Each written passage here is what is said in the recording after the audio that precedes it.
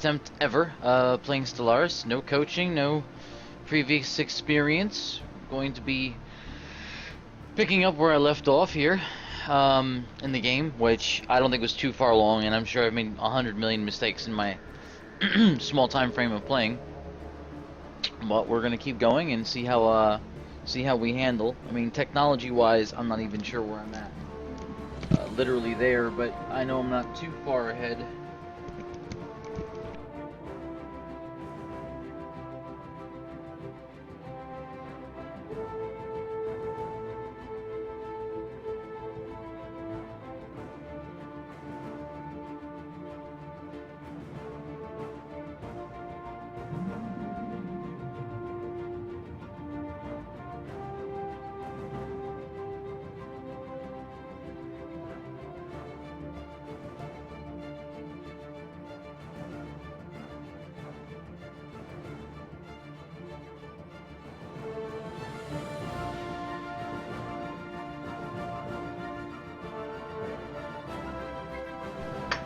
So in a second, after I assess my circumstances, I don't really remember the hotkeys, we're gonna keep going, see how we're doing.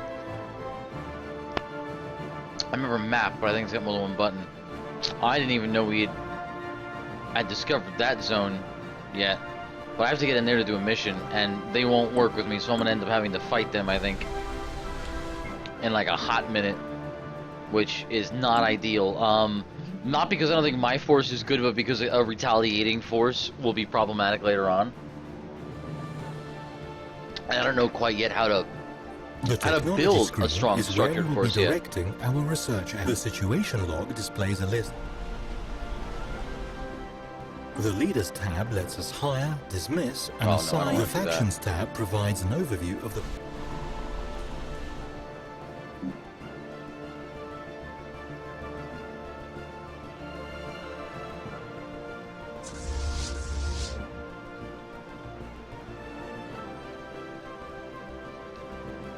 I don't even remember the maximum number. Oh yeah, that is my entire fleet then.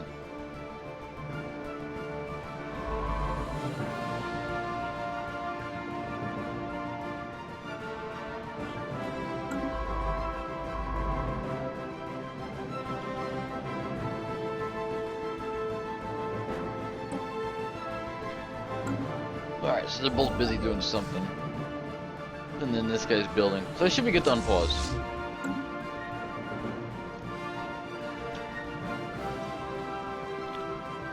I think I need to send them on some combat, though. I think that was the plan for them, essentially, to be heading off to combat.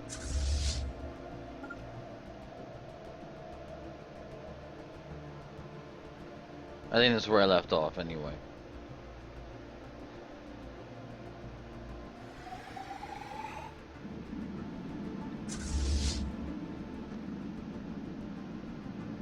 Research complete. They're pretty badass looking when you get up close. Improve spaceport.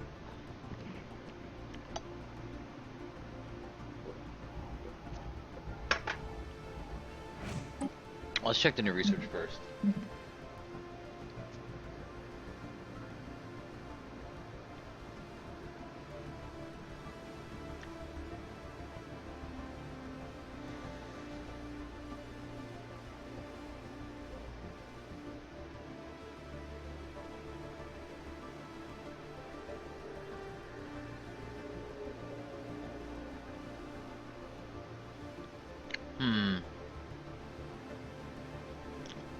Our resource mining hasn't been wonderful, but we do need combat ships. I think we're gonna go ahead and Here upgrade we see a that. visual representation of this planet's surface, divided into tiles.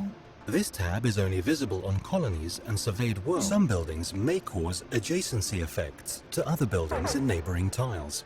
Let us take this into consideration when constructing new facilities.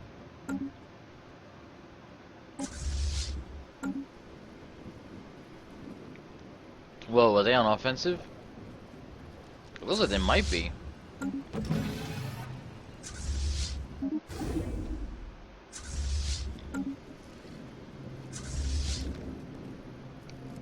mean, they are beelining my guys. I think they'd overpower me if I took them. I think it might be time to leave.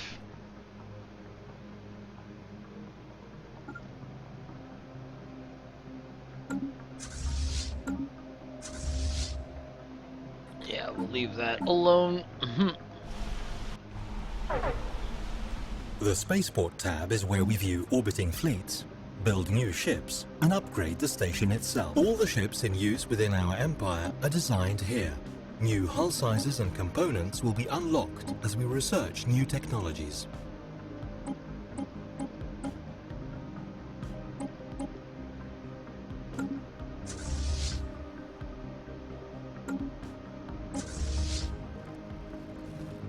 Oh, take them out.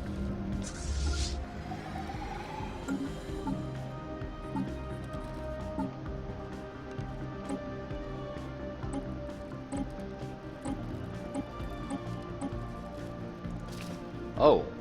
Whoa. Anomaly found. I did not know there's other cores you could use. I literally stumbled upon that entirely by accident. But I kind of want to see how this combat's gonna go. Hostile fleet engaged.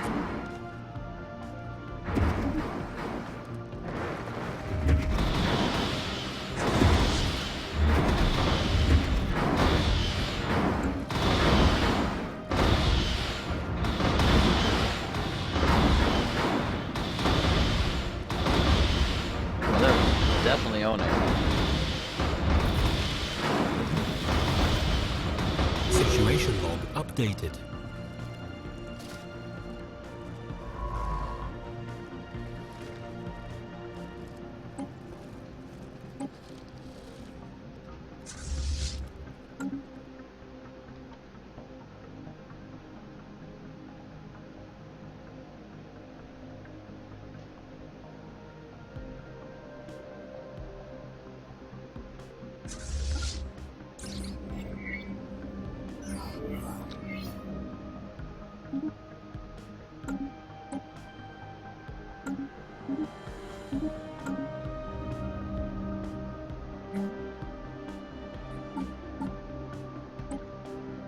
Interceptor core, weapon slots.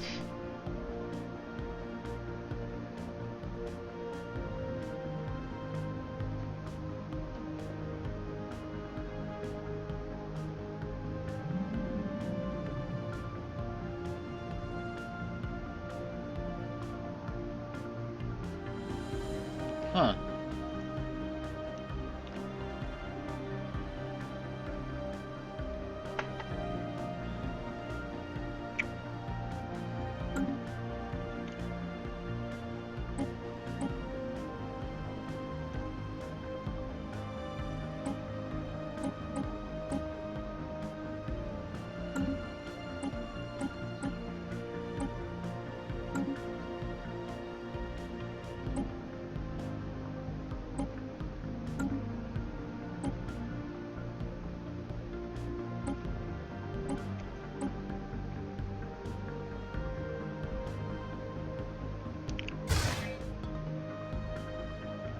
I don't know what the difference is. I'll just cancel that. I don't want to mess with that.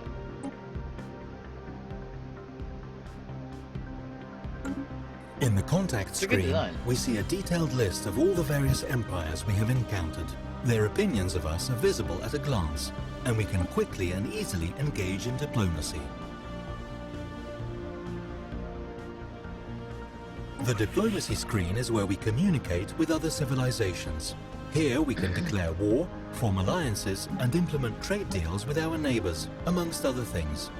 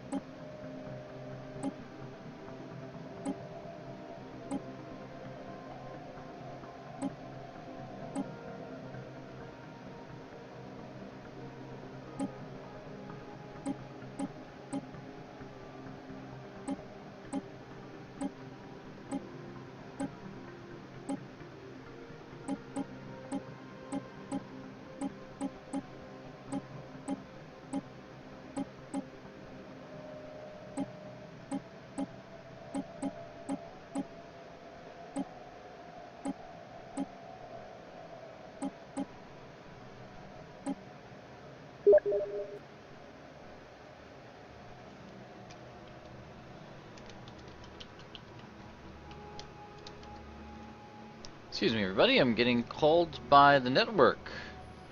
They want to say hi. Connected.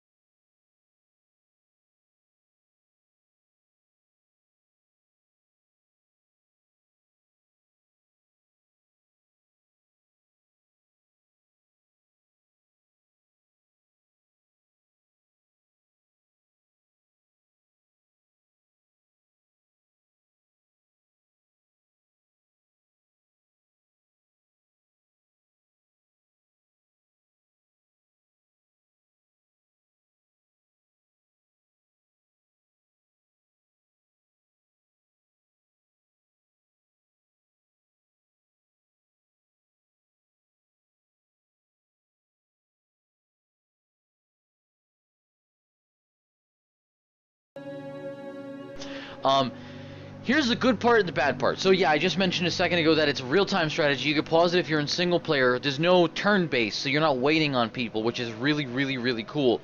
Obviously you could change the settings, make it a fast game, make it a quick game, make it a short game or a long game. Size-wise, you could set up different types of universes, but here's where it really, really, really, really gets interesting. So there's a lot of convoluted information in a 4X game, a lot of things to learn about.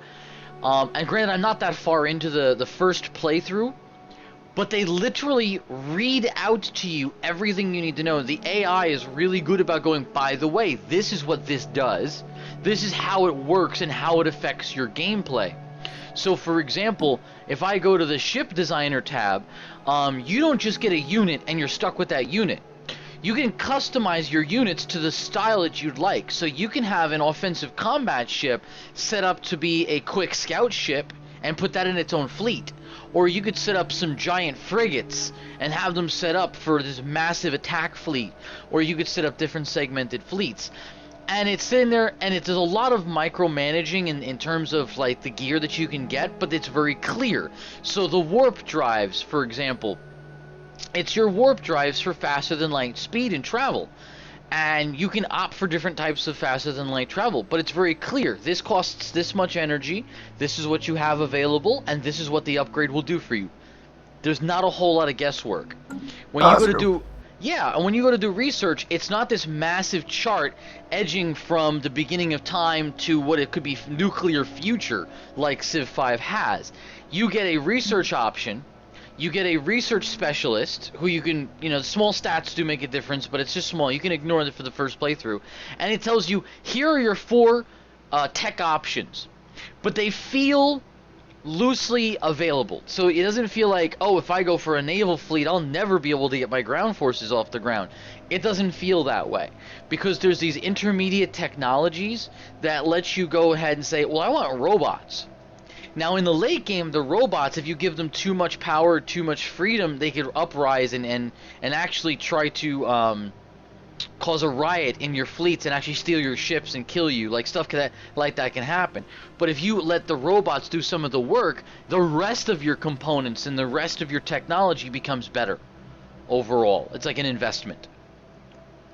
Actually, I really want to buy that now, but it's just money. How much is it? 40. That's the thing. It's not even expensive. It's $40. It's not. It's a Oh, that's $60 game or $70 game that is $40. Because honestly, this thing is very well built graphically. The game loads like okay. So the first load takes a while, and you know 4X games. It takes like 10 minutes to set the settings. But I loaded it today. The game came up in about a minute, and the load for the game itself, like the like going from the main menu to the game, took about 30 seconds. The whole thing was loaded. It was crazy fast. You can open up different solar systems and different sections of the map almost instantly. The game is very smooth. There's no lag. It's not like Civ 5 where you're waiting for the computer to calculate. It happens instantly. It feels very fluid. For a real-time strategy, I think that's key. I think a lot of people, when they're rating this game, they think it completely overlooked that aspect of this game. I feel like that is an integral part of a real-time strategy. Like StarCraft, it should be smooth, there should be no lag, your commands should be fluid, so when you issue a command, the ships respond. I don't seem to have any issues with that at all. I'd like to get it, but Some of the and here's the interesting thing about the way they designed this game. You remember how, and this is what I'm still trying to learn and figure out. Remember how in Civ 5 you'd interact with other species or races? Species in this game. Or did you not play Civ 5? I sure never played Civ. I never played Civ 5. No. Okay, what about any of the civilizations? Yeah, I played Civ 4. Okay, so you're alright. If you played Civ 4, it's the same thing. Civ 5, there's a little bit more interaction involved because you could spy on them and you could set up religions and they would threaten you if you did it. This plays very much so like that. If you're more powerful than them, your opponents won't fight you, but they have to be able to see that you're more powerful than them. They might try to fight you and you could then come in and hit them. But what's interesting is when you're before you start the game, when you pick a race, you don't get a special unit. You don't get a special ship, you don't get a special type of starting zone or a special type of material. No. This is where it gets interesting. You get a special type of personality trait for your species. So That's cool. you could be xenophobic, meaning you don't like other races. That reflects in your relationships. So your political relationships with other races, they might not like you. Or you could be very open and accepting. If they know you're a combat-oriented race, then that'll reflect their relations. They're less likely to trust you. But if you're all about peace, love, and happiness and hippies, your combat capability isn't necessarily reduced, because your capacity to build combat ships is still high. But your political relations are better. So you don't have to engage in combat. Whereas with this particular build that I went with this because I wanted to see how the combat flow is. If you go aggressive, if you go a xenophobic, anti-other species, anti-peace, I want to rule the galaxy sort of a feel, how would other races react to me? Well, those reactions are very evident. They're less likely to trade with you. They're less likely to let you set up an ambassadorship in their space. They're more concerned with whether you move ships within their region or not. They're less concerned with overlapping space. It's not like, at least it doesn't feel that way like Civ 4, where if you built a city too close to another race, rather than species, then they would go, oh, you better get out of my space. That doesn't seem to happen here. Obviously space is massive. That seems to be less of a concern. It's more of a concern, less of what you occupy and more of where you're going. So if you try to breach into their space, it warns you you're going to initiate war by doing that. Oh, so like Civ then. It is like Civ in that sense, but so far they'll be building next to me and I'll be building next to them. Like I'll take over a section of the galaxy. They don't seem to care. My military is nowhere near my home base or these outposts, and they're not bothering me.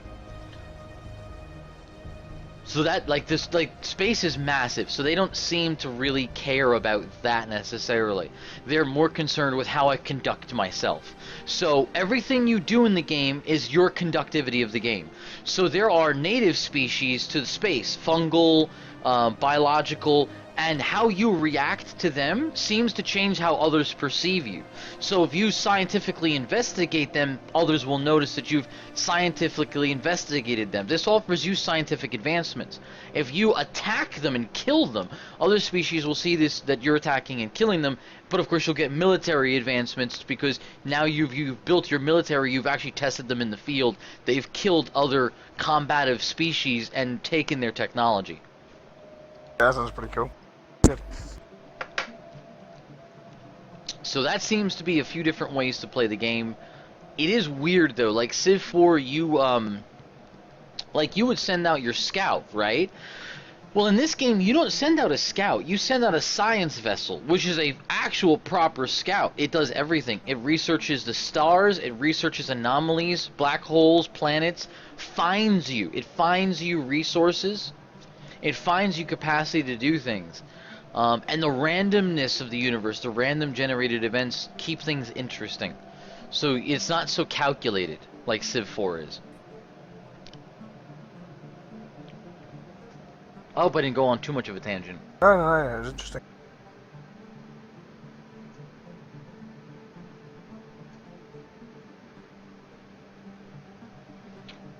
There are a I few definitely different want to buy it. weapon types, weapon attachments, things like that. I haven't quite figured them out yet.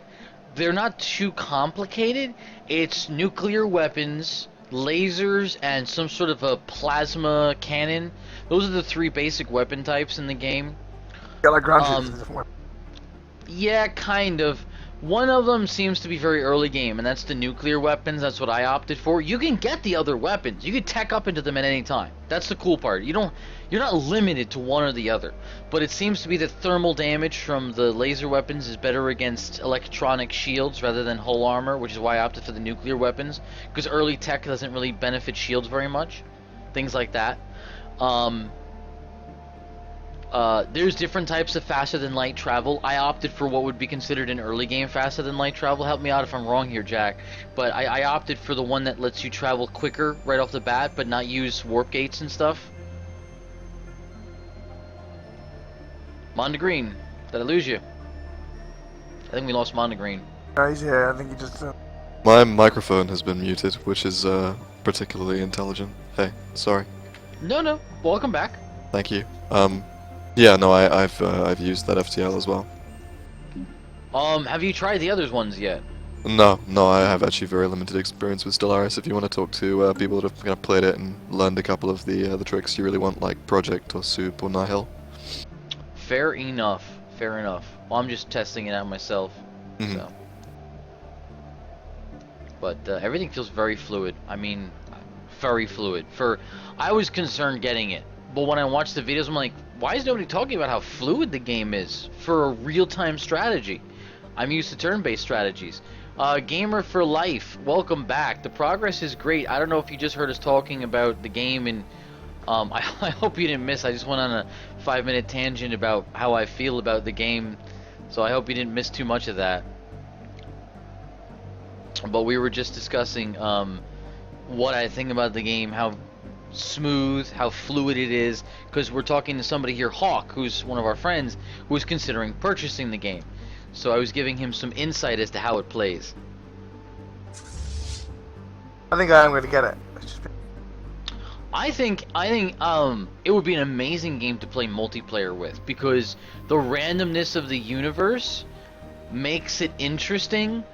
Where Gamer says, I think I have the general idea. Oh, good. I'm glad you got to hear it. I didn't lose you on that. But I think the randomness of the universe in the game makes it very interesting. Where if you could have some consistency with other players, that would be cool as well. Now, don't get me wrong. I already know with other players, people backstab each other and do this and do that. But you could set up treaties like you could in Civilization, where they can't physically attack you because of the treaty. So that's a cool thing to do. So if you want to avoid having your buddy backstab you or whatever, you can actually set the time frame. It's not like Civ 5 where it tells you this is your maximum time frame. If I want to set our alliance for 500 years, you could do that, and you can't kill each other for 500 years. You guarantee an ally, that sort of a thing. Gamer says there are some small imbalances, but the game is great.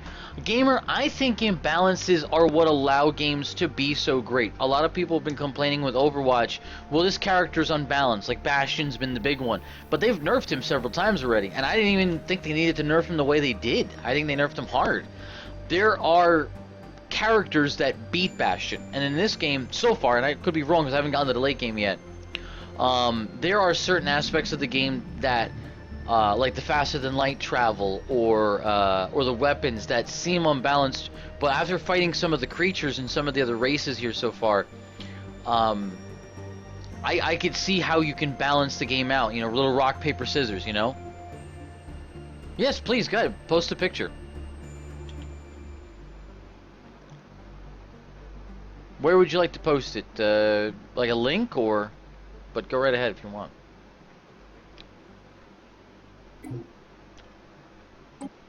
I'm gonna go take a look at your picture real quick.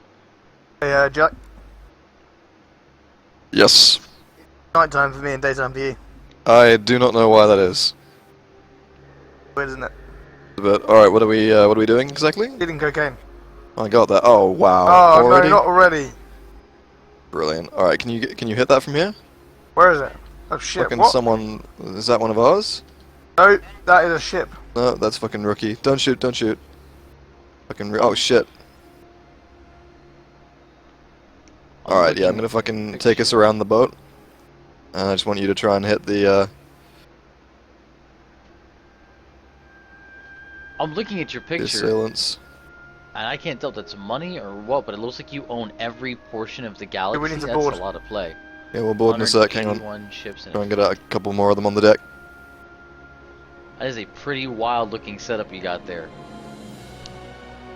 Defensive wars are impossible unless you're already unbeatable because of the sheer time and resources required to maintain it. Are you throwing grenades or are they? Yeah, that's me. Not working though. Board, come on. Alright. That's what the fuck. No, mate, that is one solar system. Those Come are on, dude. 3K defense Hang on, stations. there's a guy oh up my there. God, I'm sitting shit, looking go, at go. it going, that is ridiculous. How much Stop you've thinking got around, going support us. on there. You take the helicopter out? Nope, I'm boarding. Alright, I'm trying to do the same. I'm injured. Huh? My restream That- chat seems to not be working. Give me 2 seconds to pull that chat window back up. Sorry. Right, to be honest, They will like, be we're destroyed nearly dead anyway. by 100 Corvettes easy. They need to fix a few things. So the 3K defense stations are easily destroyed by Corvettes, and you can't even properly use them, from what you're saying, as a full-on defense measure. Because at the end of the day, they're not powerful enough to handle a fleet of ships, and they cost too much to maintain. So a deep defensive strategy is a big no-no. I see what you're saying. The only reason they're there is to let me my home world is being attacked. I mean, against 100 ships, which doesn't seem like a hell of a lot at the end game with that many 3K defense turrets. What kind of viable defense is that really offering you? Does it actually destroy some of the ships before you get there? Like, offer you any capacity for defense? 'Cause What do you think of Stellaris? that makes a good point. There's a gentleman on my stream who's commenting on it right now.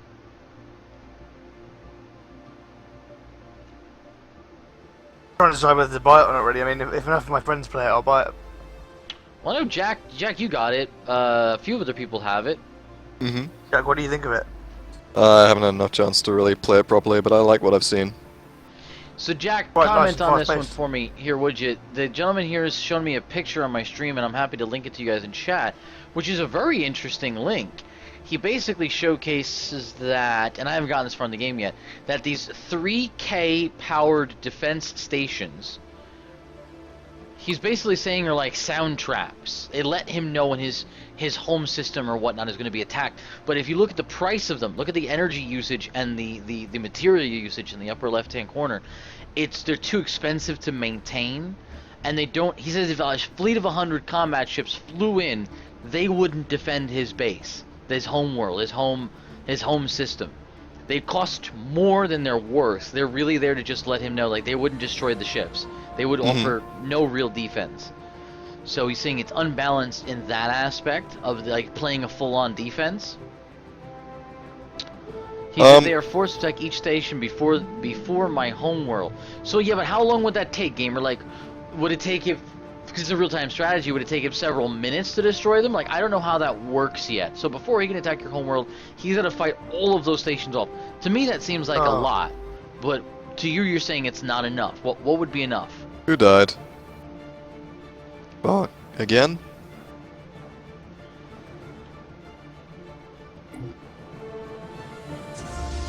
What level is he? He's like a level 80, isn't he? 125. How are you that shit? Well, I guess it also depends on how far away they are. Like, if they're on the other side of the universe to get to your particular galaxy, that might be a good enough amount of time. I mean, it might be an expensive thing if you're getting attacked a lot, but I have to try that out for myself and find out what it would be like. Because I honestly, you know, like I said, I haven't gotten that far yet.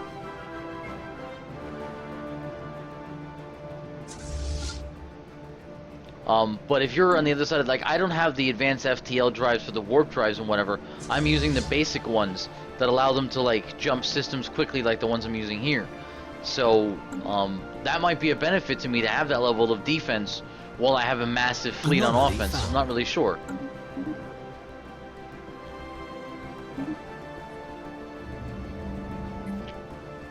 I'm still getting used to the fact that you can build and upgrade your own ships with different cores, different add-ons, different features. I'm still getting used to all of that yet. See, I've got these guys doing research. I had this guy building something. I don't know what he's doing now. What do I need more? I need more energy. We're waiting for the others, right? Hawk? They need to build a... Gamer says they need to build a ratio of cost of firepower. Are you kidding? Not only do you need to research the stations you detect... They fucking crashed into the side and died. Ships use your many of the advantages typing is hard. Can I get in your Discord for this? Yeah, for sure, man. I'm sorry. Yeah, give me 1 second. I'll get you in there. Hey, bravo, I need to move me and Hawk for a sec just because we keep dying due to lack of communication. No, you're good. You're good. You're good. I'll just drop in the next room. Channel switched. Give me 2 seconds. I'm gonna go ahead and get you that Discord information. I just didn't want to. I was trying to get out of their channel, so I wouldn't interrupt them either. So we were both doing the same thing.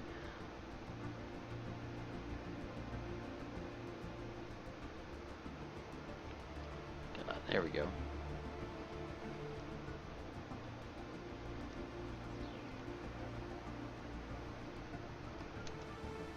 There you go, my friend.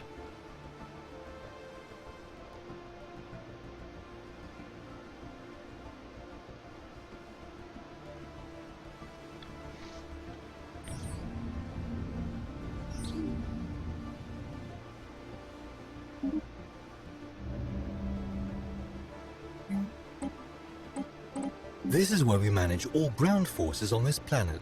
The upper portion of this view is divided into 3 sections. The top section represents the orbital space above the planet. The middle section is the atmosphere, and the bottom section is the surface.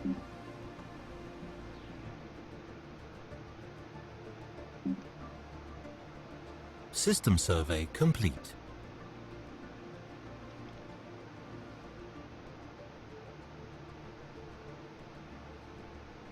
These are planet-specific edicts, practices that can be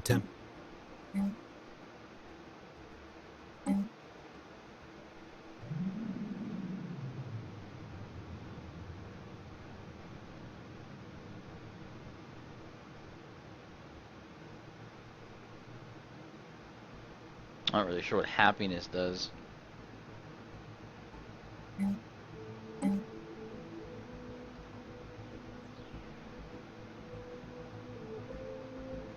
Technology's doing good. I don't want to screw that up, really. Oh no, did I set that in motion? No, cancel.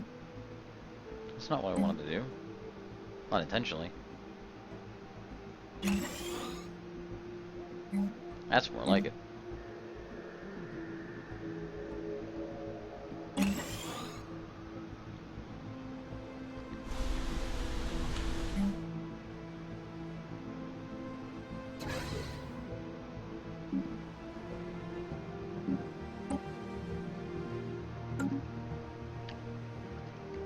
Debris analyzed.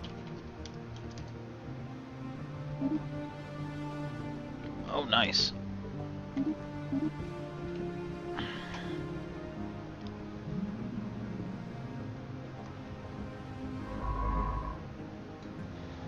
Research complete.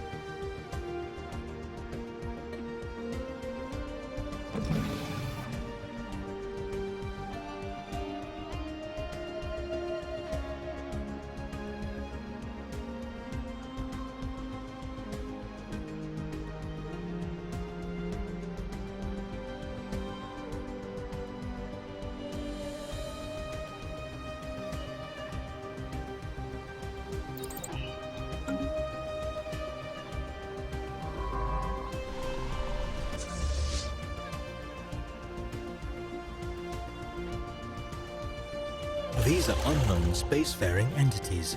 We can learn more about them and maybe even initiate first contact by completing the appropriate special project.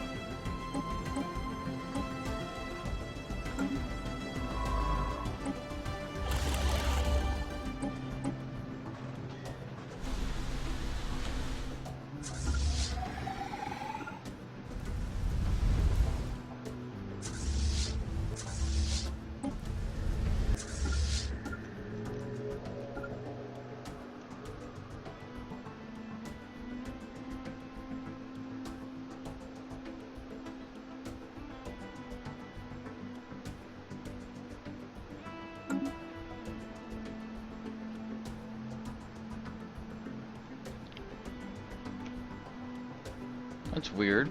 If you're in the Discord channel, I should be able to hear you. Yeah, can you hear me alright? I'm not hearing you at all.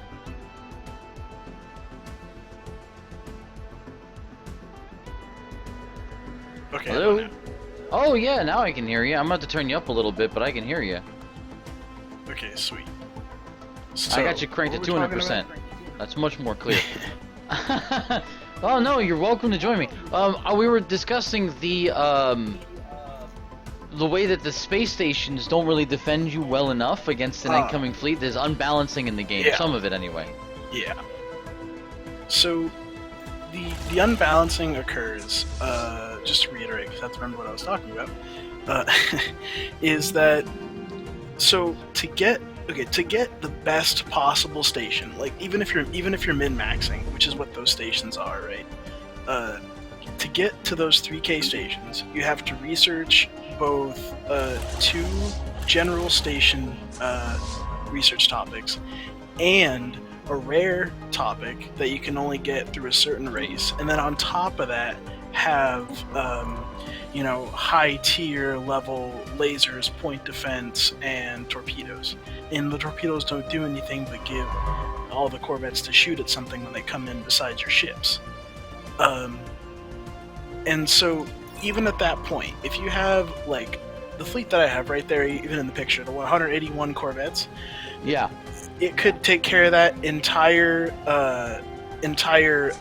station setup and an additional fleet of corvettes on top of it. And the reason Whoa. why is because of evasion. The way the game works is, let's say I have a large gun, right? That large gun has a one, or let's just take missiles for instance. Missiles have a 100% hit chance, right? And Okay. missiles can come in the form of, or I guess explosion is the category if you look it up. Those come in torpedoes, missiles, rockets, whatever, what have you. Things that are projectiles that have a 100% hit chance. Every single one of those is countered by point defense. All of them. If you Really? have it, yep, because every single one of those corvettes that I have, the 181, they all have 1 point defense gun. So if I have enough guns to counter, if I have one gun for every one of your ships that has a missile, then you can't hit me. Like I just countered an entire weapon like category. So that's one reason. Second of all, evasion. Again, if you have a high evasion, if I have a large gun and I have a small ship, the large gun is going to have less of a chance to hit the small ship because A, it has a lower firing rate, and B, there's less objects that are being fired, and also it's a larger projectile, right? Even though Right. it's a So the laser. precision's more It's- difficult in space. Yes. So that's also an advantage. That's also a disadvantage to bigger ships. Because if you have a large ship with a bigger gun, it's going to get easier to hit by literally everything. So with corvettes, with evasion, by the way, armor is terrible because lasers go through armor and also do 1-to-1 damage to shields, which is like they can't do any less damage to shields than something would allow it to. So it's like lasers can't be countered, and they do 1-to-1 damage, so they're neutral.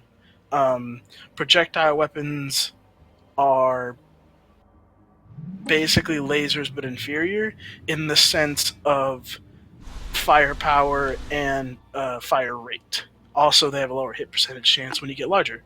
So, So at this wow, point- this sounds like you've got basically one route to take, and everyone's going to take that same route. Is that what you're saying? kind of. Again, this is like super hard min-maxing, like nitty gritty for this patch. Like I'm sure all this is going to get updated, but right now, evasion is overpowered. Larger things that require larger. I guess I can just say this. More time-consuming things are underpowered because you're putting all this money into resources, and by the time you build, like, okay, let's say a battleship, you're gonna go that route, just having huge artillery with small ships to back it up.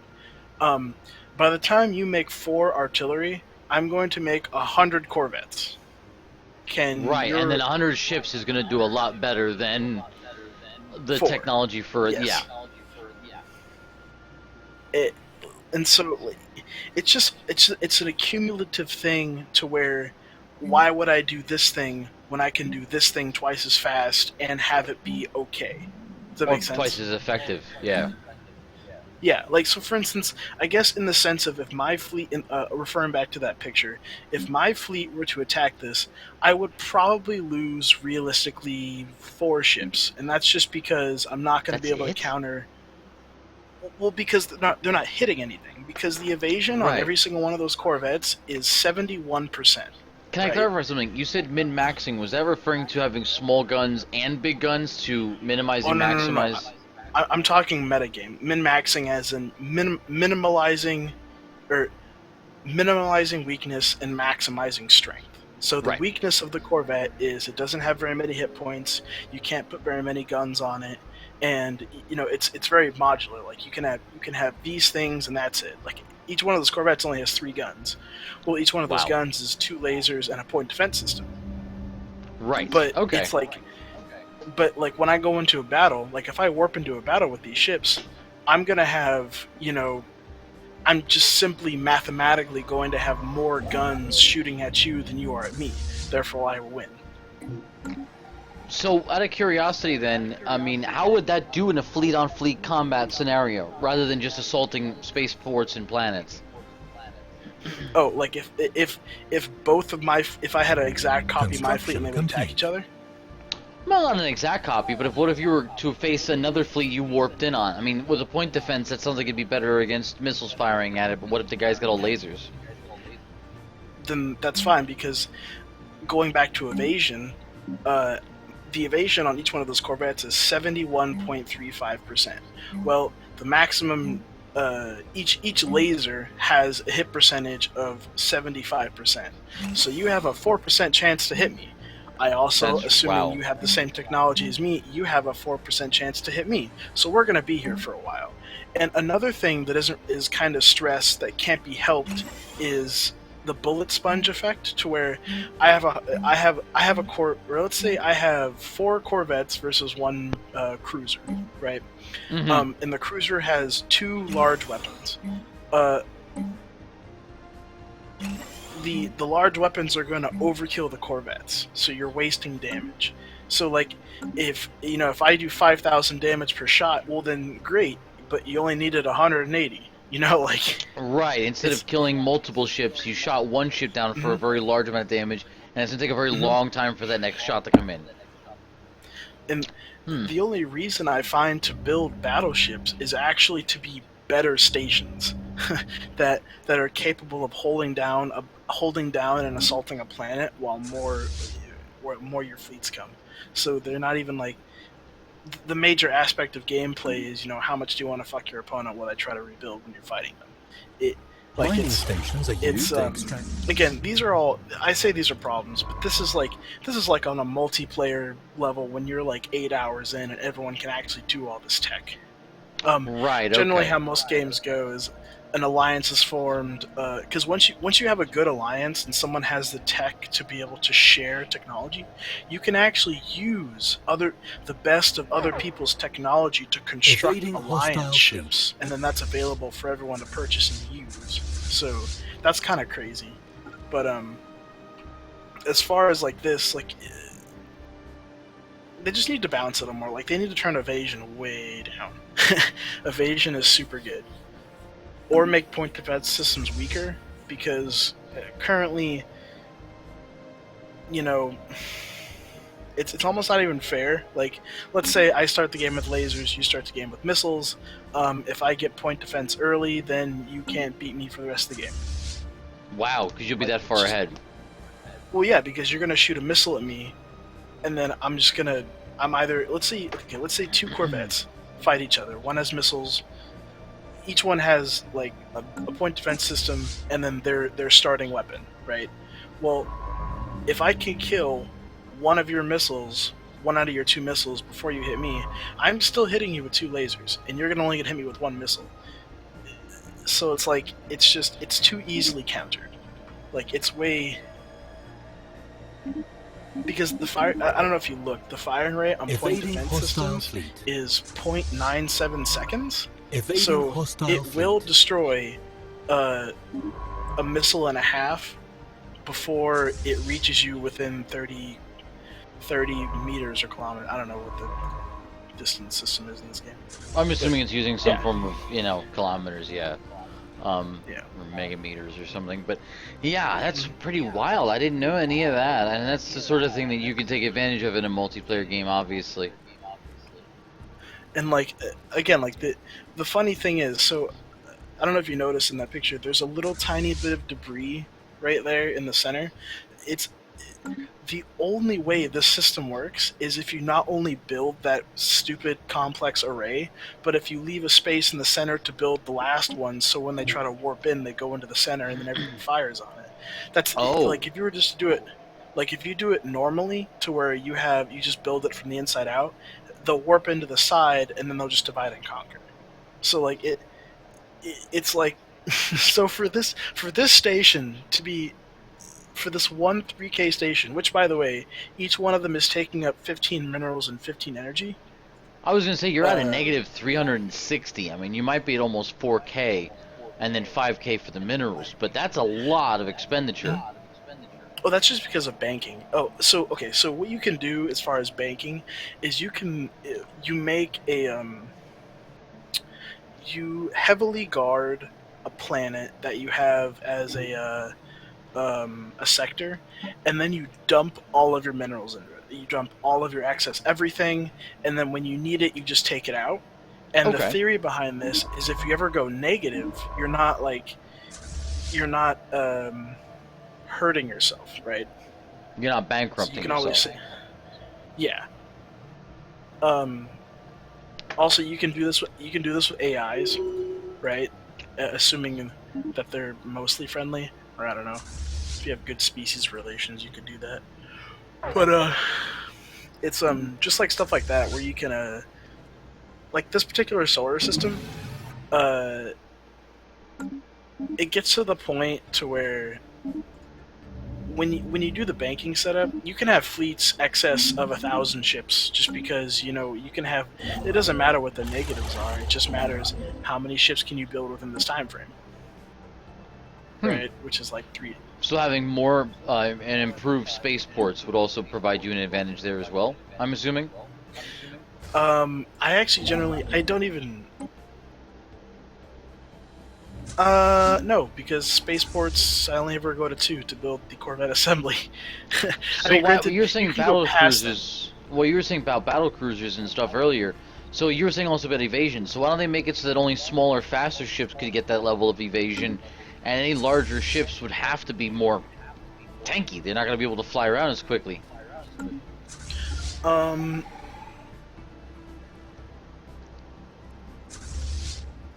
I don't know. I mean, granted, the problem lies in the way combat actually is done in Stellaris. Like, Hostile fleet engaged. if you obviously it makes sense to where if you have a big bullet and you're trying to hit a small target, it's going to have more of a chance to miss. But the fact that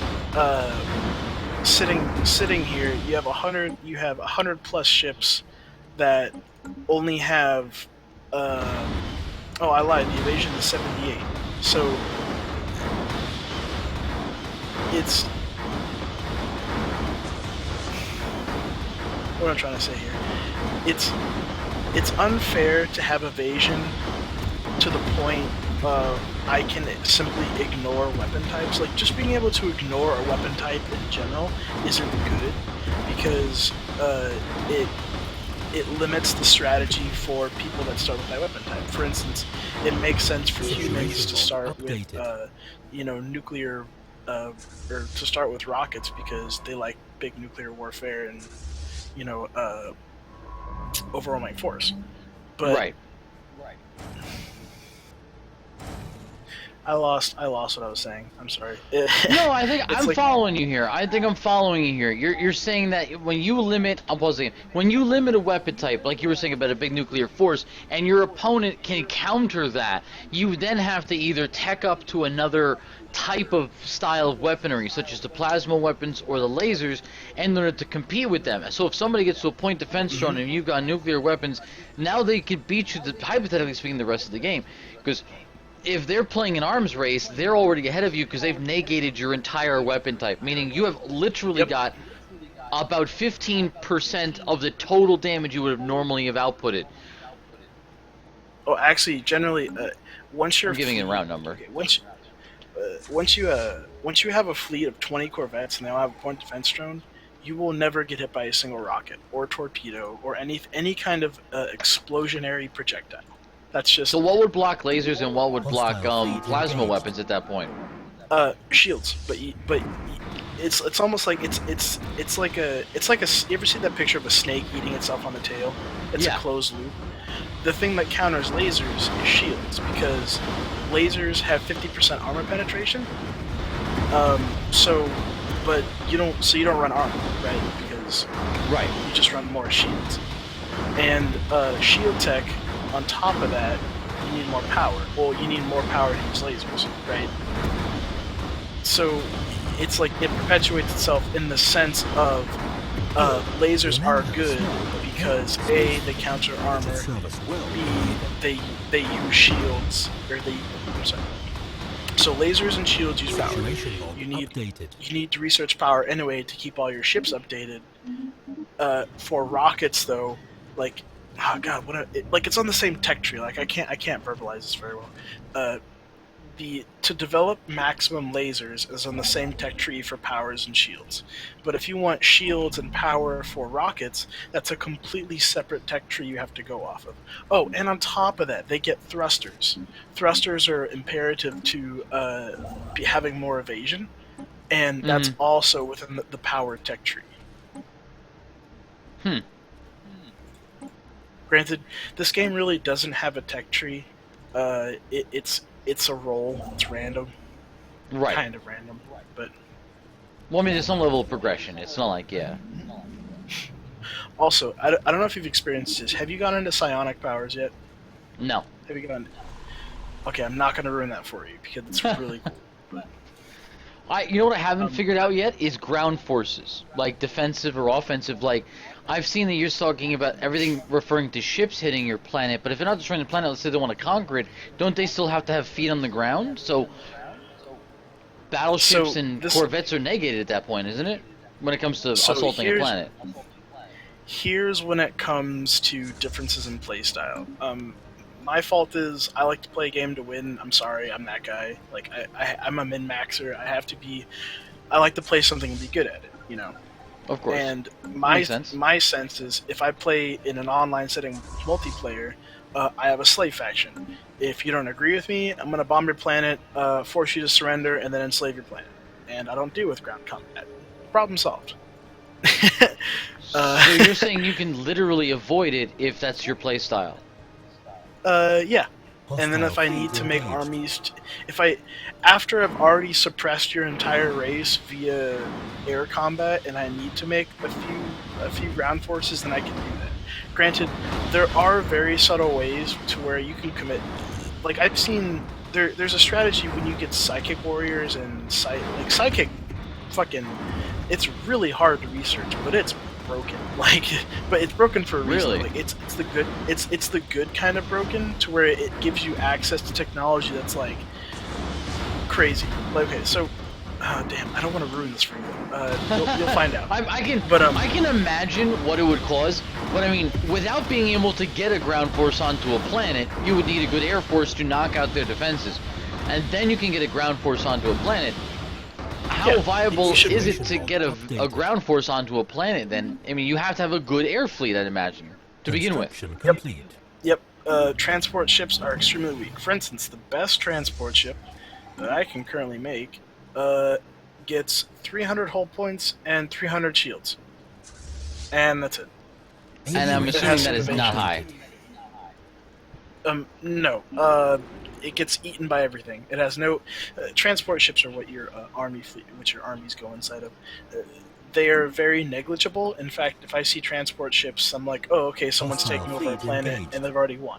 Like, if you have to not only build a transport ship, or actually, I'm sorry, you don't build them, you just build the armies. If you have to get a transport ship off of the planet onto another planet, you've already won the fight. Because at that point, you're just trying to mine them for resources. Gotcha. But you also have to protect them, right? Because they're very weak. They don't do anything. Because I was reading the stats when I was looking into what races to pick, or species to pick either, if you want to look at it that way. They had a lot of options for improved ground combat, so I was wondering if that was going to be a much stronger form of gameplay in the late game. Don't want to ruin it? I hear you. I won't. No, I'm not. Okay. As of the next patch, they'll improve a lot of things, but as of right now, situation log updated. God, ground combat is so negligible. It's not even funny. Granted, wow. it can get interesting when you're being cheeky and you don't actually want to commit fighting an air war. You can do that, but at the same time, it's like if you have a fleet and the fleet come in and they bomb your planet for 100 years and you can't extract those resources, what's the point of a ground force? Granted, though, to get the final bombardment, because there's 3 forms of bombardment: light, medium, or this isn't what they're called, but it's like light, medium, and heavy. If you have access to heavy bombardment, which is quote unquote the best one, it's more aggressive, but you also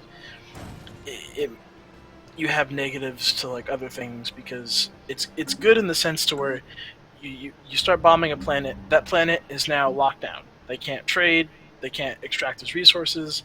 All of the population on that planet become unemployed, and every single month you have it's a 15% chance. What is it?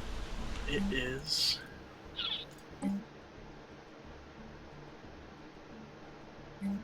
Damn, I can't see it. Hold on.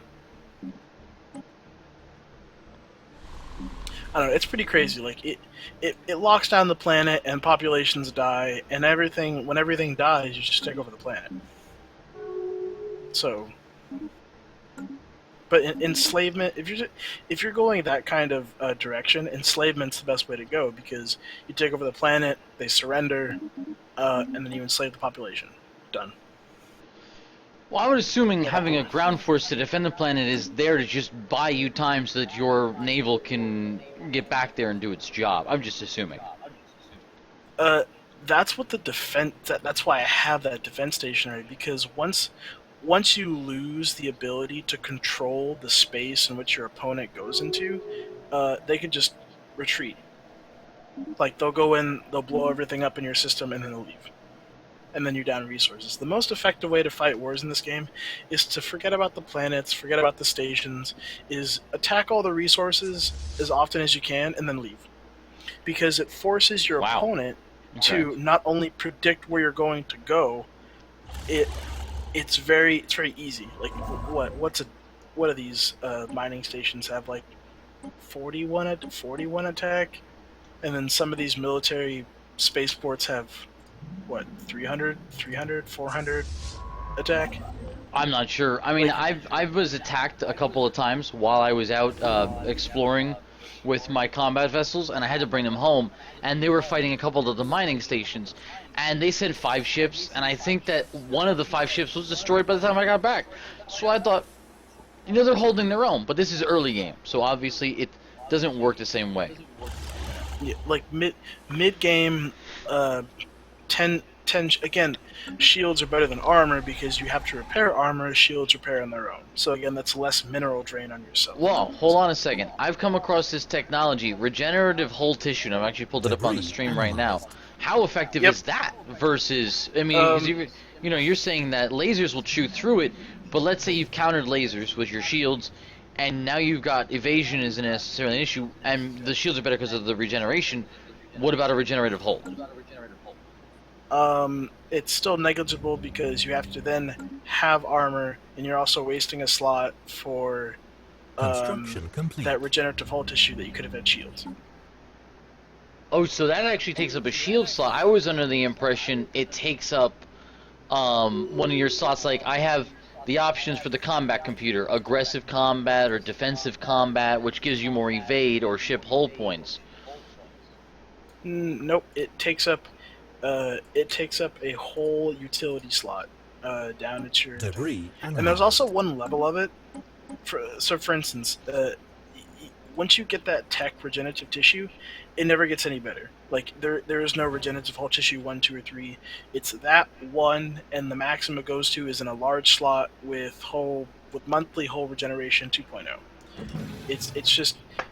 It's cool and all. Like, I respect that it's there and that's a strategy, but it's just like it's really meh. Like, for instance, for it to be effective, it'd have to take up 3 large slots, right? Okay, let's go to my shields. So, 3 large slots for my shields would give me 1,500 hit points for shields, and 7.6 shield regeneration. So not only have I more than quadrupled the regenerative rate, I have more. It's just not very strong. More ship health to go on. I hear you. Because I'm looking at it now, my ship stats of my best Corvettes are a hull point rate of 300, an armor rate of 3, and shields of 25. So my best factor is actually evasion of 20%. I'm not that far along as you are yet, so that's where I'm looking at it, and that's using the aggressive combat computer, which increases my fire weight rate and my weapon damage. I'm not even using the defensive combat computer, which gives me another 10 evasion, which means I actually 30% of all shots I evade. I actually I always prefer defensive, and the reason why is because you get more hull points, Mm-hmm. and that's as a percentage. It just increases your survivability, which is really important in this game. For instance, like if you keep getting into skirmishes with your like even just attacking these crystalline whatever the things right, and your ship power is less than 200. If you can save a Corvette every single time that you engage those things using the defensive, it's worth it because what their technology they're using is you can actually research it. It's part of a quest. It's called the Shard Thrower. It comes in the form of blue, green, yellow, and red, each one doing just more damage. But their accuracy is 65%, right? No, I'm sorry. That's it depends on what you're fighting, because with the crystal shard throwers, small has an accuracy of 75, medium 70, and large 65. So, but they ignore armor, right? They have Oh 50% armor wow. penetration, which is like lasers. So again, shields, like it helps you against players in the environment. Like it's very like even like those cloud things. You ever fought those cloud things? Not yet. I opted to just research them right now because they were way more powerful than what my fleet was available to fight with at the moment. Okay, well, do you want me to ruin that for you too? Because I can tell you what they're using. Not yet. My concern has been actually how do I combine these? I'm just learning how to do that too. I think we just hit this button and combine. Where's combine? Combine fleets in here somewhere. I know it is. Merge. There we go. So one of the things I was having some trouble with, like you were saying with the defense versus offense, I wasn't sure what route to go. Um, was looking at this, I wasn't sure whether I should mix and match the weapon types. So, for example, in my ship designer, let's say I go to my Corvette, I have an option for 3 small weapons on that particular core. The other 2 cores don't look very good. The striker core and the shifter core don't look very good to me. I don't have any Um, medium weapon options yet, and you are. Did you want me to continue? Or? oh, you were. It sounded like you were saying something. I didn't. I was gonna let you go ahead. Oh, I was gonna say yes, the interceptor core is the best. Uh, the the only reason I would ever use a shifter core, which is literally never, is for scouting, and that's like why would I scout? I'll Yeah, there just use a doesn't seem to be a science ship or reason. something. Yeah, exactly. It seems like the science ship in this game, if you want to compare it to Civ 5, for example, is the scout ship.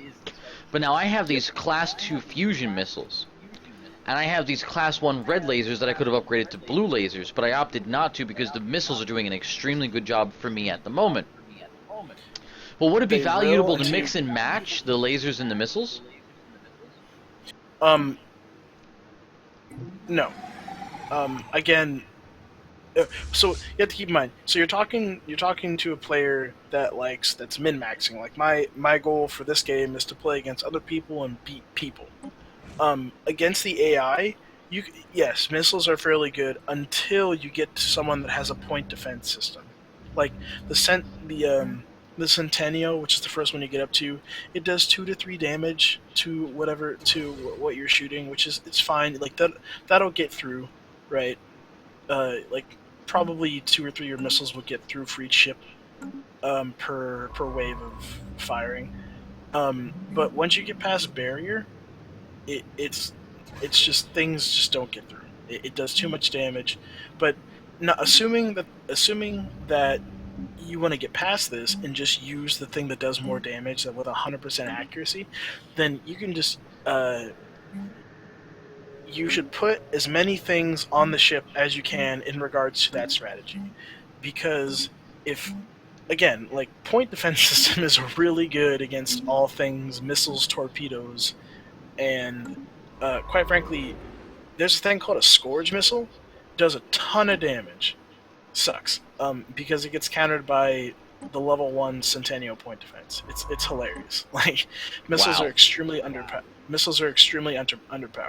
And another thing is the Scourge missile only goes in a large slot.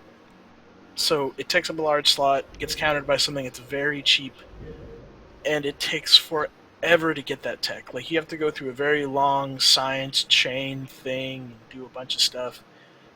They just again, but okay. So your question was, is it good to mix and match? No.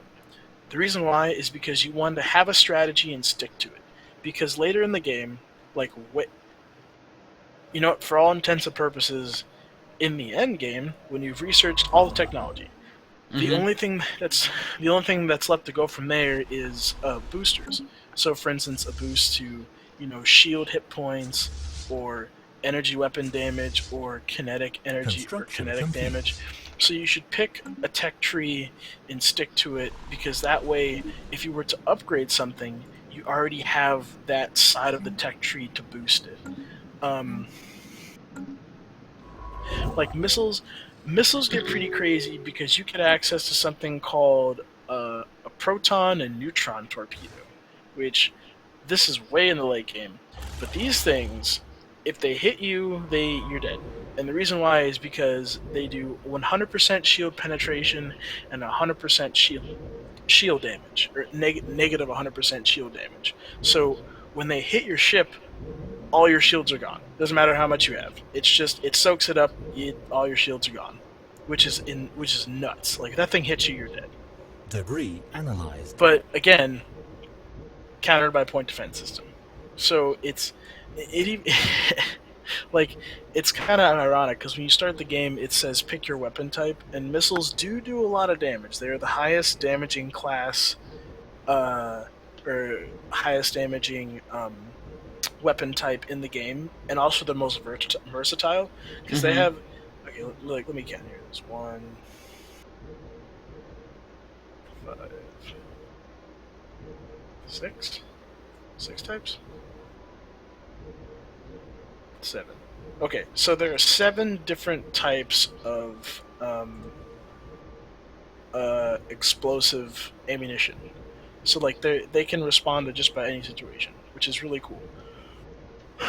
It's just, are you fighting against someone that has that point defense system, is what you ask. The evasion The answer again is and no. point defense becomes an issue. Yeah. Well, no, actually, missiles completely counter evasion because they have a 100% hit chance. You cannot dodge a missile. Oh, okay. It's just like the point defense thing is the Research only thing complete. that counters missiles. Debris analyzed. But well, okay. So Just as you're strengths talking of about that, missiles. I got the red crystal capacitor research. Okay. Huh. Construction complete. Oh, I don't know. I'm just saying it says research complete. Red crystal capacitors. Oh, the red crystal shard thrower, probably. Yeah. Yeah, that's what I got. Yeah, they're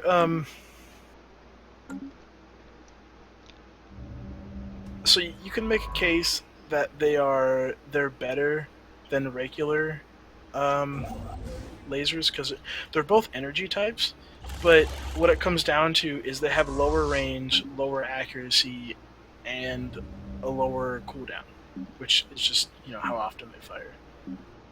Well, range and accuracy seem okay because Ships most of the ships seem to upgraded. get pretty close to each other. At least they seem to. Well, accuracy, again, when you're dealing with players, if your thing doesn't have over 80 accuracy, you're not going to hit a Corvette. Which, granted, again, that's my experience. Is like if you're playing against the AI, it honestly doesn't matter what you do. That's when you get to play the rock paper scissors game. Okay. One thing this game is actually really lacking is the ability to scout an opponent for tech. Like I can't see what my opponent is doing and then build something to counter it without having to actually fight them and be in a war with them, or getting civilian access. You ever notice why it's so hard to get civilian access to a lot of these AI? Well, I'm playing a Because that's very, I'm playing a xenophobic and all that kind of race. They won't give me access to anything. There's also military access as well, which is what I would have assumed you needed to see other military ships. Apparently, you're saying you oh just no need no no civilian no. access. No. So what civilian access does is it lets you get a science ship into other people's area and then do science things. But when you're there, you can also happen to run by all of their home planets and look at their defense systems. Wow. So the That is military that. ships can't do that. Well, no. If you want military, the reason you're giving someone military access to your planet is so they can run ships through. Is so they can run ships through your area to attack someone else. But AI generally will never give you military access because what that allows you to do is give you positioning from their point of view.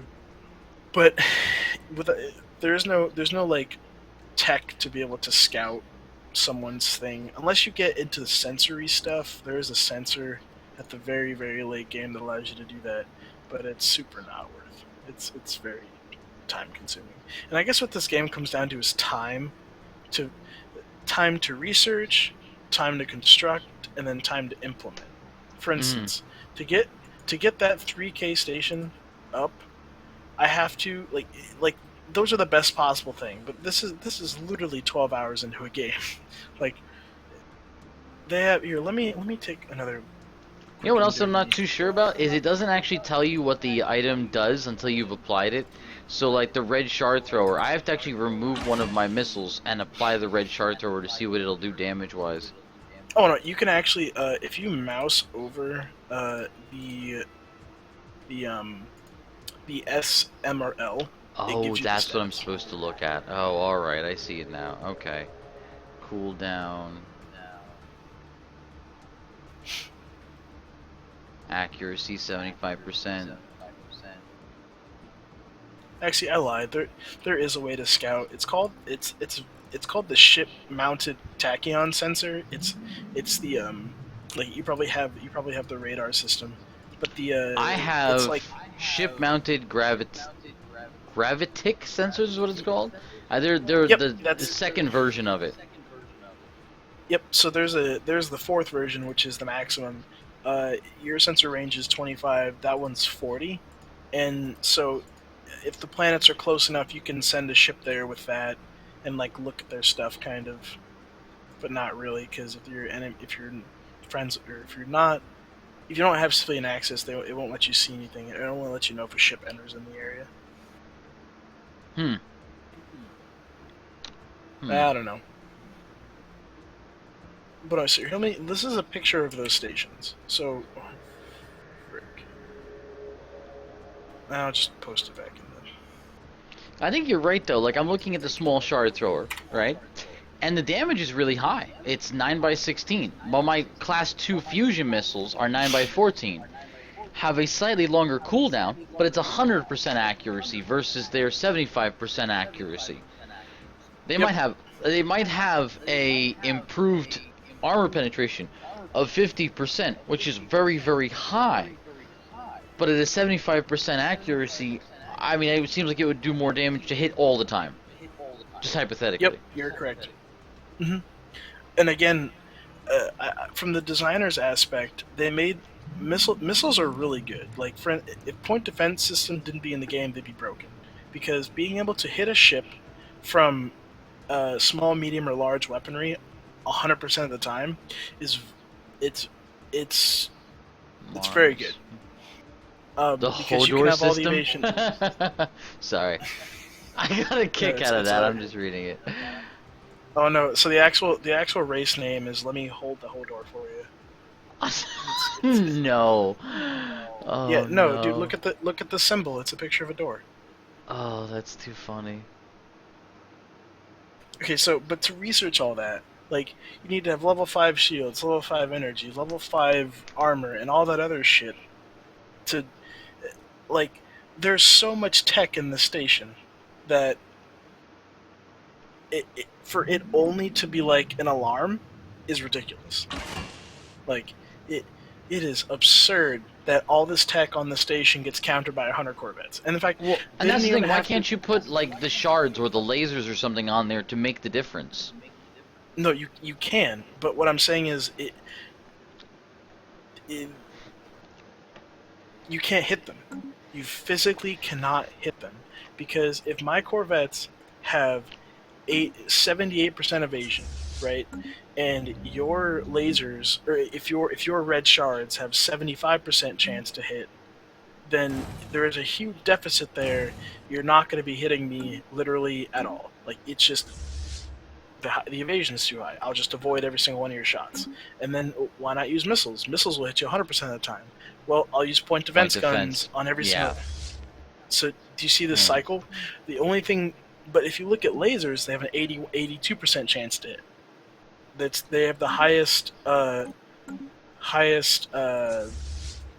hit chance among weapon types in the I don't want to say kinetic. Thermal.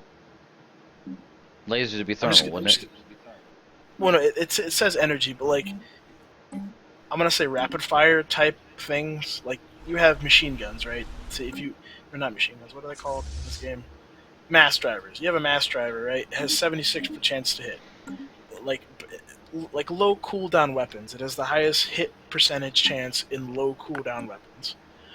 And the thing about it is efficiency, right?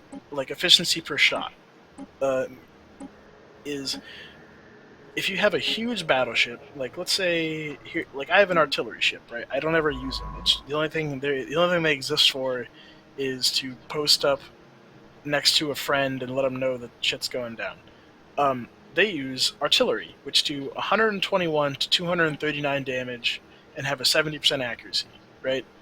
Okay. That is very inefficient damage because if I fire 1, 2, 3, 4, 5, 6, if I fire 5 shots or 6 shots at a Corvette, I've just wasted over 1,000 damage. And then the other 6 Corvettes are going to come in and kill my ship. Wow. So you basically have to have Corvettes, even though you can fly other ships in the game. The Corvettes are basically your all-rounders. It's yeah, it's not the game's fault. It's a matter of mathematics to where if okay, like let's take for instance ants, right? You ever see any documentaries on ants or something where in the jungle where like stay away from them, they'll kill you or whatnot, and how they can literally like tear down forests and kill birds and stuff, right? Well, Yeah. that's the same idea. Is you have a bunch of small things that do small, precise, incremental damage versus the big giant thing that just can't shoot everything at once, right? Well, Even why though not throw the big giant battleship in the front lines and act as your flagship? I mean, other space games do that, and other armies and military styles do that as well. You have your flagship. He goes in there first, assess the situation, soak up the initial damage, and basically lead as your lead ship. okay, so that comes down to two things. One, Corvettes defaultly go to the front because they are the small ship. That's how the game orders things. Second of all, why would I make a bullet sponge when I can just make a sponge that just doesn't get hit at all? Not. Oh, how about, all right, flip the coin then. Defensive perspective. Have your bullet sponge at home as a defensive ship only. So your flagships are often one of two things. They have the large sensors, they command the military, they watch the small ships do their thing, and they provide background fire. But they also make for good defense ships. You could usually leave something like a battle cruiser at home while you send a bunch of your frigates off to go hit their target. Here's what you use battleships for. Actually, battleships unlock the fifth tier of slot in your ship. They unlock special research items. For instance, there is something called in this game a ship-mounted subspace snare. This thing if you look at that picture, you'll see it. There are those two little red things. Those are additional ship slots or additional things you can put on your ship, but it can only go on the battleship and defense stations. And what it does is it has plus 400 charge jump time to opponents, minus 50 sublight speed to ships, and plus 1,000 emergency FTL cooldown. So it makes it so they can't leave, right? And what you do is you put one of those in your fleet so that you can effectively chase things, right, or lock them down, or there's So a another one. flagship. So basically, you want to have one for the stats, but the combat-wise, Yes. no. Yeah, like you can. They don't do much combat wise, but yes, they are in all intents and purposes the flagship because they can have those special augmentations that can positively and negatively affect your opponent. But they are very expensive. Like for instance, to make a So comparable. you'd Okay, probably let's want say one anyway. Yeah. let's take everything off. Let me clear this ship. If I were Can I ask just you to a, make a a, flagship, a slightly off-topic question about the stream really quickly? So oh, what up? I like to let people actually help and influence the game a lot, and you seem to know a lot about it already. So the way I play, people can step in and say, "Hey, try doing this, try doing that." So you might be able to help me out with this. I've got this race that is blocking a mission I need to complete, and it's literally next door. And they took over the sector as I was heading over to go attack this last. It's like the first mission I got too, so I want to complete it. It's these cultists have broke off a force of my legion in the very beginning of the game, and I'm supposed to attack them. But the zone that they're in, this other race owns, and I'm playing The government militaristic. screen presents us with Hold on, I'm in the information government regarding screen. He's our talking to me. empire and its Stop it! government. Stop talking! Stop it! Okay, here we go. I'm a fanatic militarist and a xenophobe, so they don't want to let me in. So should I just threaten them, Go or to should I just try to barge in? What should I do here? um, go to their relations screen. It should be near contacts. If you press F3. Yep. Which one of those is it? If you click on them, it'll give you an option to communicate, and then I'll bring up their personal screen. Yeah, it's the Varaviv consciousness. So it's going to be... Which one is it here? This one. Yep. And communicate, yeah.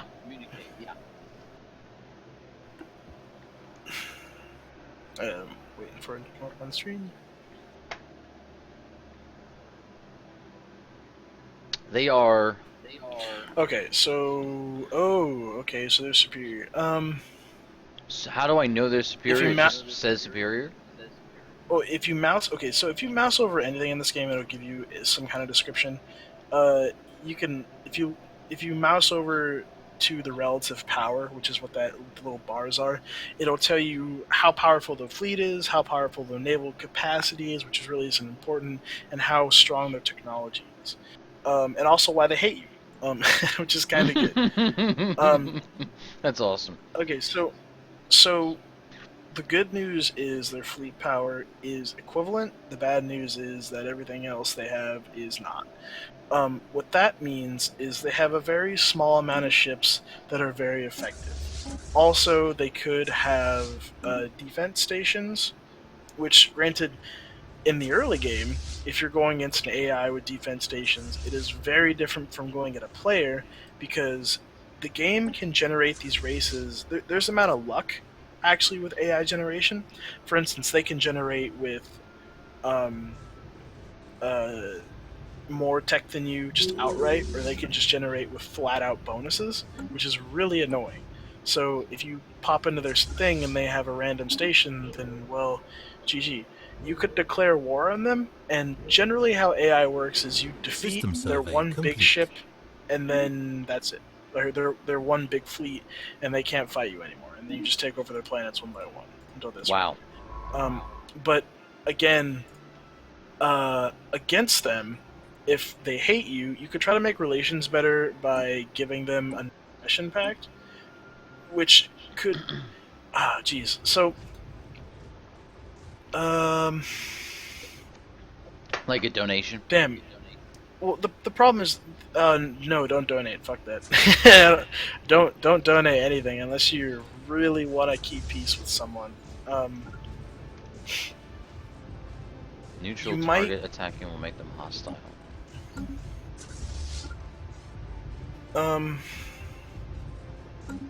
So they're superior and they hate you. They're also your rival. Generally, if someone declares you their rival in game, it's no peace is possible. Like they're never gonna give you a contract for a good trade or something like that. Yeah, but with them being militaristically similar, I could build up my fleet. I could throw another 5 ships in there and see what I could do. But I would like to complete the mission. I'm assuming completing missions means you get more cool stuff, so I want to complete the mission. What are my options here, realistically? Because I mean, I'm at a point right now where I'm just like, fuck it, let's go to war and see what happens. They want to be rivals and they want to build near me anyway. They haven't attacked me and they haven't even shown their teeth. Yeah, this is just a normal game. No, you could fucking save and attack them and see what they have and then go from there. Yeah, I don't know. I just set up. I hit new game, so I don't know if there's a campaign. I'm not really sure how that works. No, there's no campaign. There are only new games. Does that make sense? Fair enough. The campaign of the game is you start a new race, right? Okay. It's different every time. I'm gonna attack this neutral target unless I have any reason otherwise not to. Well, so attacking the space cows it unlocks a very annoying mission to where they just keep attacking your shit, which is AKA they're gonna blow up your mining stations when you're not looking. They're just gonna be aggressive. That would be annoying. Oh my god, yeah. And so that's what they do. There's a special quest line where you get either one of two things. If you roll good, you get the better one. It's either a lot of research points into society, or it's what's the weapon? It's not very good. Oh, you get the energy siphon. Yeah. You clearly know a lot more about this game than I do. That is for damn sure. Well, I mean, because I've logged like 200 hours in this game. I love this game wow. to death. They need to update it. Yeah, I am way behind you in this game right now. Dude, it's all good. I mean, like, I'm just trying to like when I try to talk to some streamers just because they're more apt to like learn, because dude, there is so much in this fucking game. Like,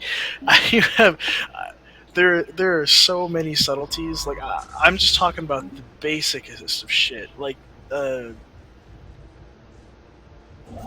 for instance, you can use fallen empires to your advantage, to where they can go to war for you by pissing them off.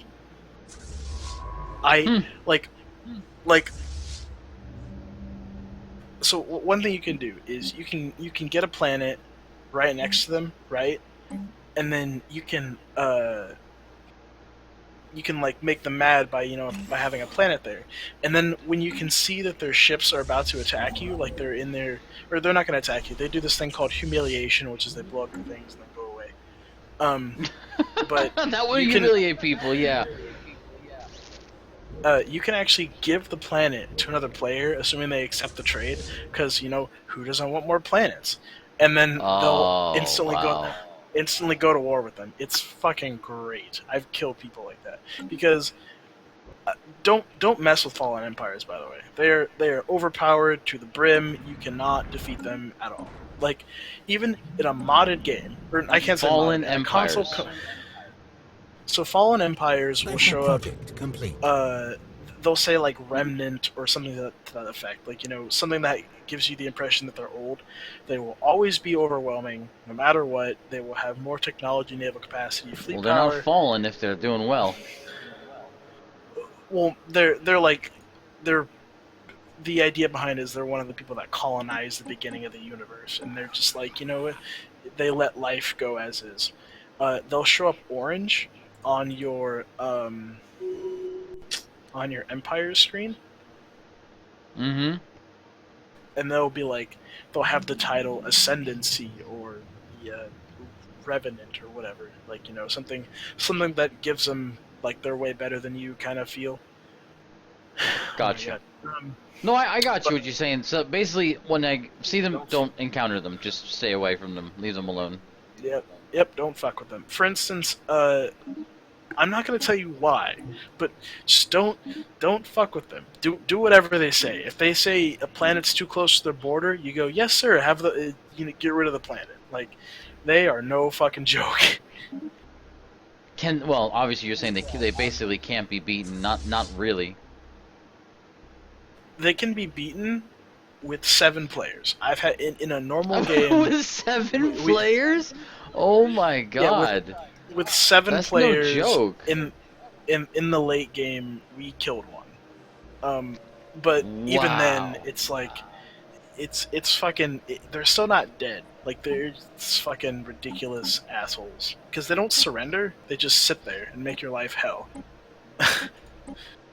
Holy shit.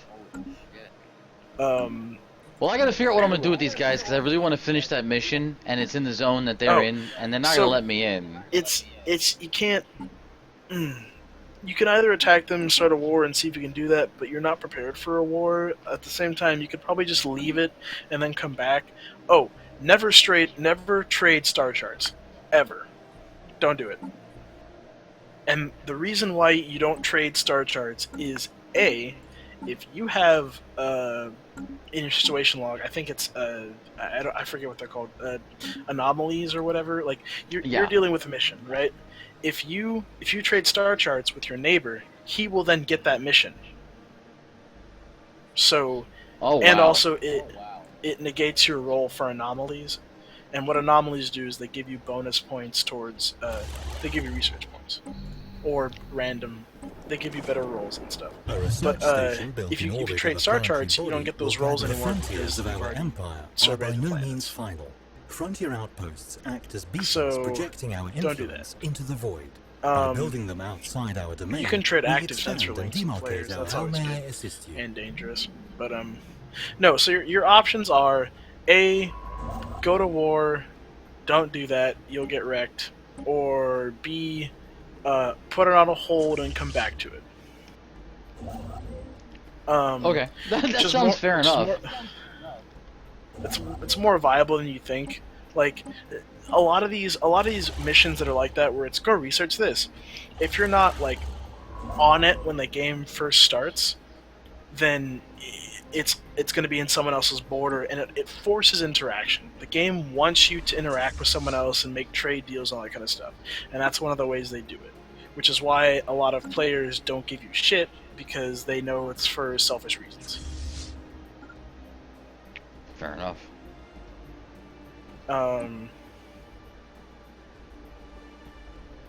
Yeah. Huh. Alright, well, that's fair enough. I mean, should I be building a lot of colonies then, or to keep it small? I mean, there doesn't seem to be any disadvantages.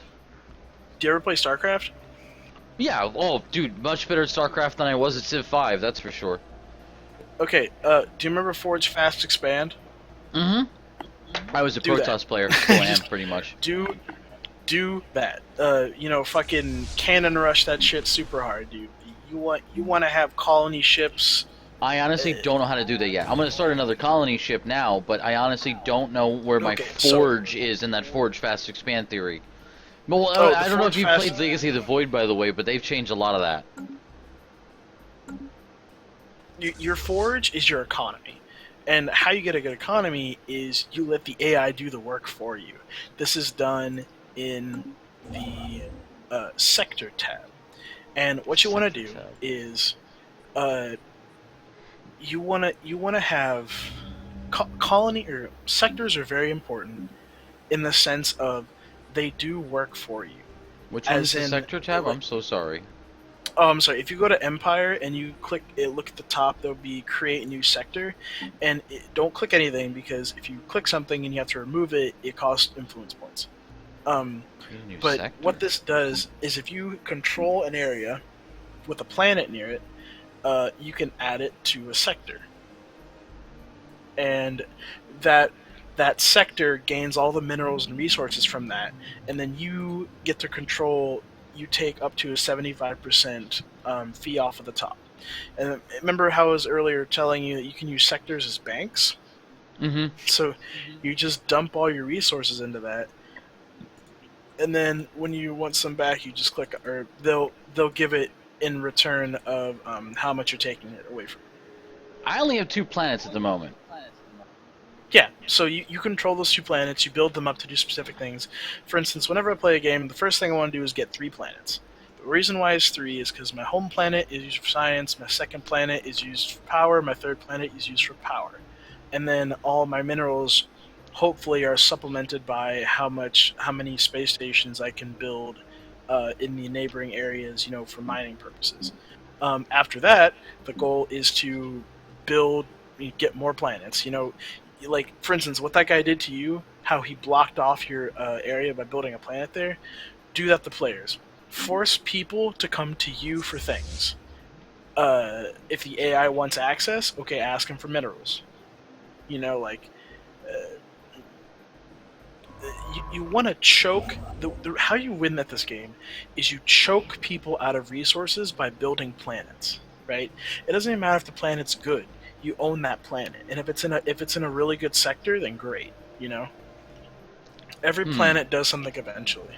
So I can't expand the sectors. I can just create new sectors. In sector management You can mode, create new planets sectors, are but you added need to new or colonize existing planets. Like for sectors on a instance, you have persistent basis. looks like 2 Sectors colonizable automate planets the in your construction area of right now. planetary buildings, And greatly reducing the need for micromanagement.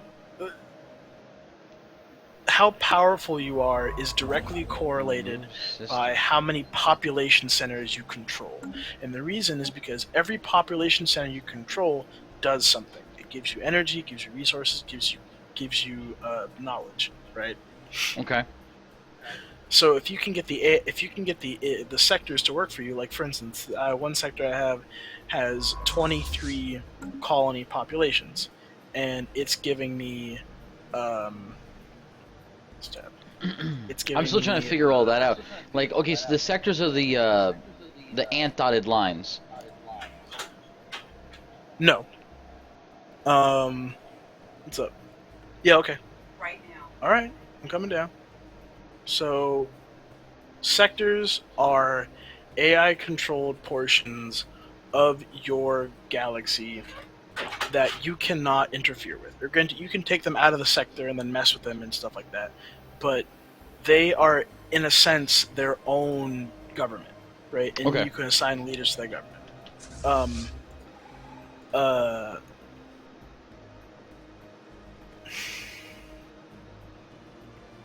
Damn, she came in here and ruined my train of thought. Fuck. Oh, What we're was talking this? about sectors. I'm sorry, what was your question? No, you're good. I was just asking about sectors. I really don't understand how they work yet. You were saying that the Okay, AI so kind of sectors- controls them, whereas I've had to micromanage everything so far. Yes, so generally when you always want to be in control of 3 planets, right? Because science, energy, and minerals, and that gives you just something to tinker with and change and whatnot, and adapt to your needs at the point in time. Sectors are after you've either before or after you've developed a planet. I generally like to do it after I've developed, so I don't fuck anything up. Is you can actually tell them what you would like to do. They're like once you establish a sector, they will have 4 different focuses: military, industrial, research, or financial. Financial being energy. And if you'll notice that you can give them 100 at a time, energy or minerals, and they will use that to build up their sector, right? Via clearing out blocks or building buildings and stuff like that. And then what they do with the minerals is based off of what you tell them to do. Generally, I tell all of these sectors to be financial, so that enables you to have a bigger fleet, generally, because having a fleet is very financially costly. But you can tell them to be research focused. And again, the more sectors you have, the more in depth you can have control over what everything is doing. And what the sectors are there for is why they're in the game is because, one, micromanaging 16 planets in a very large empire is fucking the most ridiculous thing ever, because you In have a to real-time click on strategy, stuff. that would be really bad, yeah. Yes, especially when you're in a multiplayer game and everyone wants to play on fast, and it's lightning thing. You just don't have time. So what the sectors do is it's like a second U, right? But the cost for having a second U is you're going to lose 25-50% of minerals that for that area. But the bonus to that is they're going to manage the planet and then give you only the good things. Like, for instance, if there's an energy deficit in one of their planets, you're not going to suffer that deficit. Only the sector is. You're going to suffer your own deficits. So it's like they take all of the negatives from planets and then give you only the positives. Cool.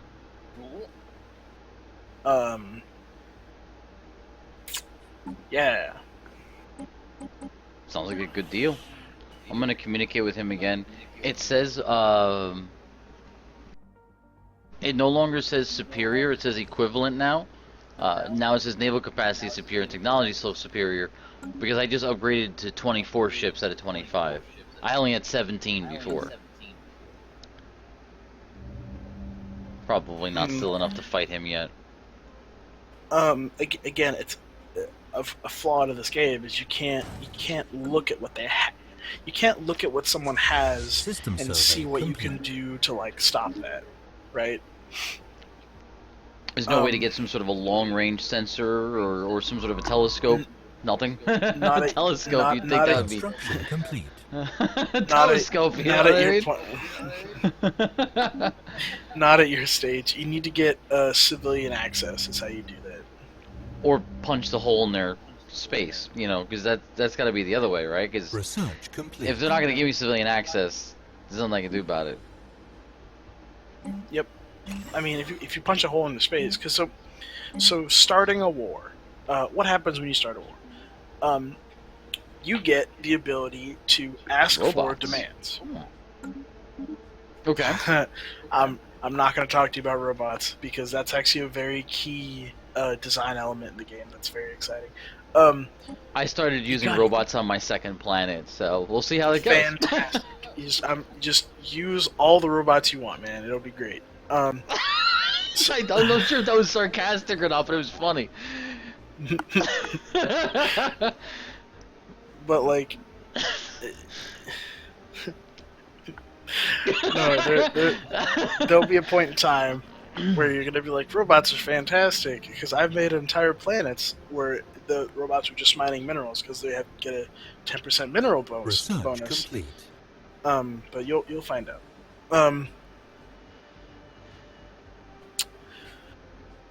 Fuck. So when you start a war, the attacker gets the advantage of asking for demands.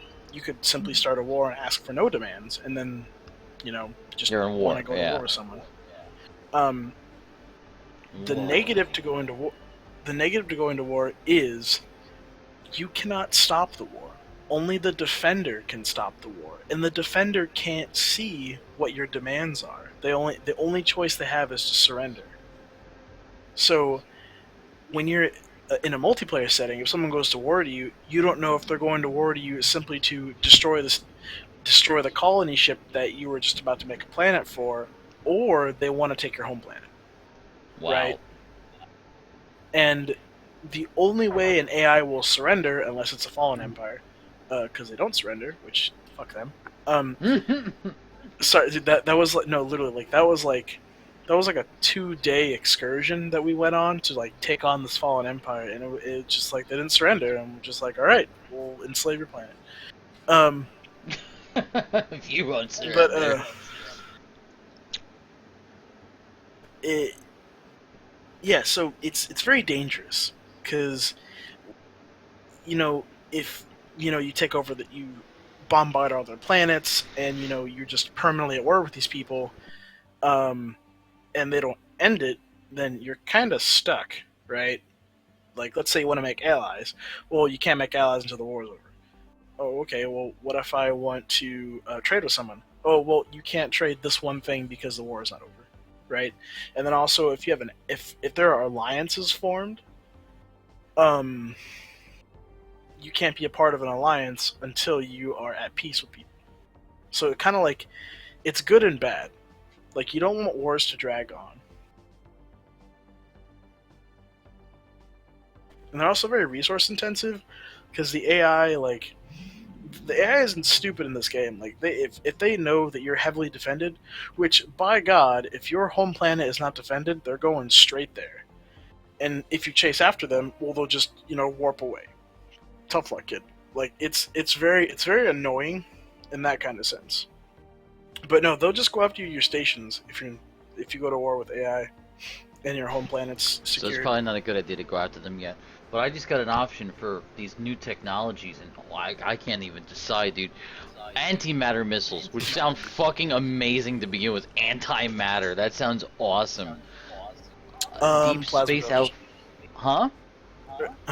So I'm sorry. You have to keep in mind you're talking to the min-maxer. Like, dude, like my only strategy for this game is get planets, build corvettes, and have really good shields. Like that is my entire strategy for this game on multiplayer. If you're just playing, honestly, if you're just playing its AI, you can do whatever. Like missiles are pretty good. Like you got a 3-star person on those missiles, so you can crank that out pretty fast. I'm just looking at the different options. I have to learn about these different strategies of the game as well. I mean, and different buildings and units. Like I'm looking at some of the best tech I've seen so far. I got antimatter missiles, defense platforms, advanced spaceports number 4, which allows me to build destroyers, plasma thrusters, which I haven't had better thrusters yet, nano composite material armor. I got a lot of options here. Those are huge. Those are like the best upgrades I've seen in the game yet, all at once. Yeah. So, so if you can go the missile route. Just be careful. I would try to stay away from deep space, like try to stay away from defensive outposts early game, just because they're a huge energy drain. Like Oh wow. they sit there, and because they're preemptive, they are 100% preemptive, and you can't do anything with them. Like they just sit there and they protect shit. Which, granted, that's cool, but I would rather put that money into a fleet that can go help me get more science. And the spaceport won't help me do that either, because that's a destroyer. So I need, building destroyers is. Well, Yeah. so upgrading spaceports is really iffy. If you get some really good tech to go in those little slots in your spaceport, they can be worth it. Not for like the ships, but for the actual stuff that goes in there, like engineering bays or solar panels or orbital farms and stuff like I that. got solar panels so far. That was cool. Yeah, so let's say you're not producing enough energy. Well, build stations on all your planets and put solar energy on them. That'll help you with your overall energy output. Again, that costs time and money. Anything that has the word station involved is very energy. It either has a hefty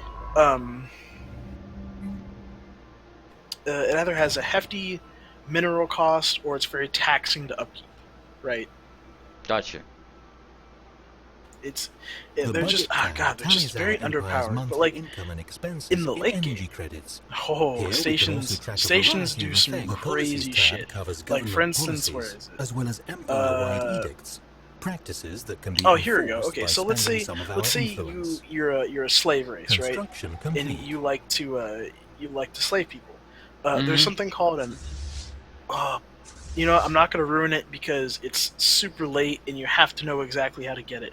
It's called the Orbital Mind Control Laser. And the planet, it gives an entire planet negative 30% ethics divergence. And what that do is it makes everything like, yes, I love our new overlords. But the thing is, it costs, as of right now, it costs 5 energy a month, and the initial upkeep is 400 minerals, and it costs. It's a space station. It's literally another space station. Fucking takes forever. Hate Wow. It. But it sounds awesome though. But so another thing is I can't. I trade offer. The one thing I'm not very knowledgeable in is to what extent things are actually giving you a bonus for, right? So if something if you have a space station modifier that says engine, like you've seen the Corvette Bay, right? Yeah, I have that. The class 3, I have that. Yeah, the Corvette assembly yards. Yeah. So the thing about that is, it has a minus 25% Corvette build speed and Corvette cost. Well, Mm-hmm. is that for that solar system, or is it for that particular sector, right?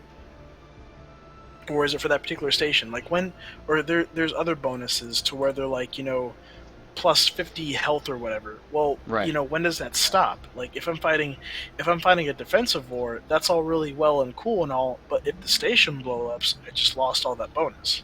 Oh And stations wow! are I big. didn't think. I thought that would be like based on the planet getting, because you upgrade the ships individually. Like if I change a style of my ship, like the Corvette, and I hit upgrade, it'll Yeah. go ahead and swap those things out. I figured the ship would just hold on to it. Hmm. Oh no, I'm talking about the actual. Oh no, so when you upgrade, it physically swaps parts, right? Correct. I'm talking about spaceports, like Oh, actually the having. actual upgrade on the spaceport itself. Yes. Hmm. Like when you They have want to change my star. They want to trade my star charts. Don't do that. Yeah. Okay. I'm gonna decline that because you were just saying that a minute ago. I'm like, now all of a sudden I got like several offers for star charts. Yeah. So the the reason why you don't want to trade star charts is because you want to get as many anomalies as possible. And granted, so it's it's very strategic. Like if you're fighting a war with someone and their neighbor is offering to trade you star charts, then you can take it in the sense of I want to know more information about what's the extent of their empire, right? Mm. Or like what I would get, like or how like what's behind them, what's in front of them. Can I build a planet there to stop their growth and stuff like that? Hmm. So like trading, but again, you lose all those rolls for your science ship, which is bad. Right. Does not have arid colonization. Hmm. I don't know. Like I don't want to. Sorry if I'm going too fast. Like this game, there is so many. This game is all about little advantages. Like knowing one thing and exploiting it to the point to where it's a huge advantage late game because someone else had no idea that it existed. Like Fair the enough. whole. That's why I don't really like the way the combat is right now. For instance, I can't like fleet formations. I want to be able to tell my fleet how to engage and how to defend. And the reason why that's important is because that remember you were telling her like why can't you have a big bullet sponge in front and then have all the Corvettes in the back, something like that. Well, what I Yeah. would Yeah. We were talking actually about that. like Yeah. is I would like to have 3 fleets and then teach them like have like a basic pincer move, or if I can select 3 different fleets in 3 different systems, have them all converge in the same spot at the same time. Like I'm like I want to do that kind of shit, but otherwise it's very difficult to do that. Like fleet Hmm. tactics, being able to control how your ships are presented in the space, like that doesn't exist. I'm sure again, there will be mods for this game. There Granted, right does. now Yeah. the first good mod got shut down, but then again, the game's so early, so they probably don't want anything too major out, just to outdo them yet. But yeah. I have to decide whether I'm going Any to questions? colonize this zone or not. Yeah. I know you got to get going in a minute. Um. I've got to decide whether I'm gonna, because I'm trying to colonize near them so I can take over more space. But I've got options to colonize a galaxy that has a lot of resources, and I don't know if that would offer me more resources or not, being that I've got a colony in that galaxy. Colonize everything. The more populations you have on a planet, the faster your borders expand. If you want resources right now, the best way to do that is with a oh fuck, what is it called? A frontier outpost. So frontier outposts are good and bad. They are good because it gives you a physical presence. Like it extends your border. It physically says I own this space, right? The bad news is it costs 1 influence per month, which lets you do less science. I mean, I don't know if you've messed with the politics tab or the etiquettes, I should say. But No, but I saw something that's where another thing. I could get a station on the planet that helps me with that. What was it called? You put it actually on the star. You research the star, and then you can put what's called a frontier outpost on that star, and I that have one of claims the those. space. Hold on, I have one of those. I don't know where I put it. Oh, here we go. I have it on Perth, and I can't seem to colonize anything in that zone. But it says it's a military power. A Peace Frontier Outpost.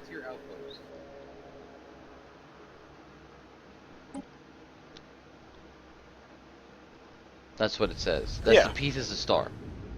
Yep. It's there. It's claiming your space. It tells, all the interstellar bodies that I own this place.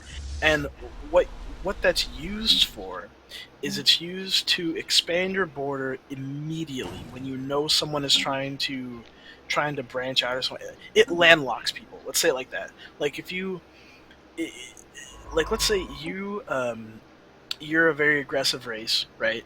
And what you want to do is you want to expand as fast as you can and then prevent other people from expanding so that you can have a superior fleet and then just kill them. Well, one way you can do that is through landlocking, which is literally building around them so that their borders don't expand, which is very hard to counter. The only way you can get around that is either A, going to war and flying through anyway, or B, trying to come up with some kind of well, how do I get them within my borders? So I'm looking at it here. It's obviously the observation post, right? So I'm looking at a planet that I want to landlock him on. No, and it frontier outpost. So that's the military station? No, so military station is simply frontier outpost. Here we go. I'm lacking. No, I have the influence. It says I need 31 minerals and 85 influence. I have that. Why can't I do it? So click your construction ship and then right-click the star. Yeah, it says Frontier Outpost, 90 minerals, 180 and then 180. Oh, 180. So why does it say that it's not 31 and lacking? That's the number I'm lacking. Oh, okay.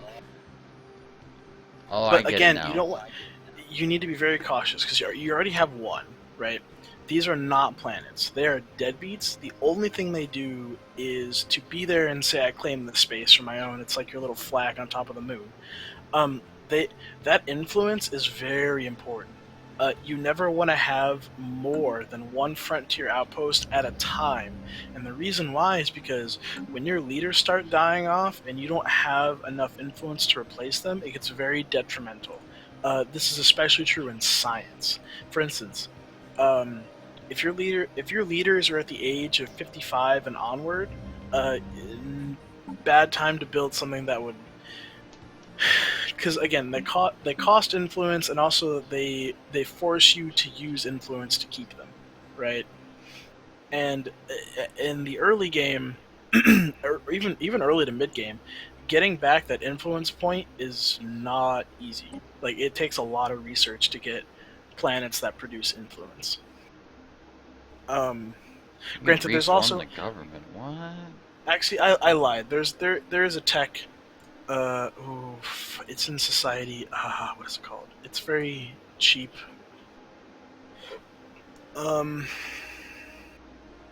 You can actually reform your government and all kinds of stuff mid game too. Holy shit! Yeah, that's dangerous. Yeah, I'm sure it is. I'm sure it is. And so, okay, so the reason you would want to reform a government is so you want to be in an alliance. Right, you want to make someone like you more. But also you need to be aware of border friction. If you're trying to close someone in, and they know it, because the AI is not stupid in this game. Even on normal, they will fuck you.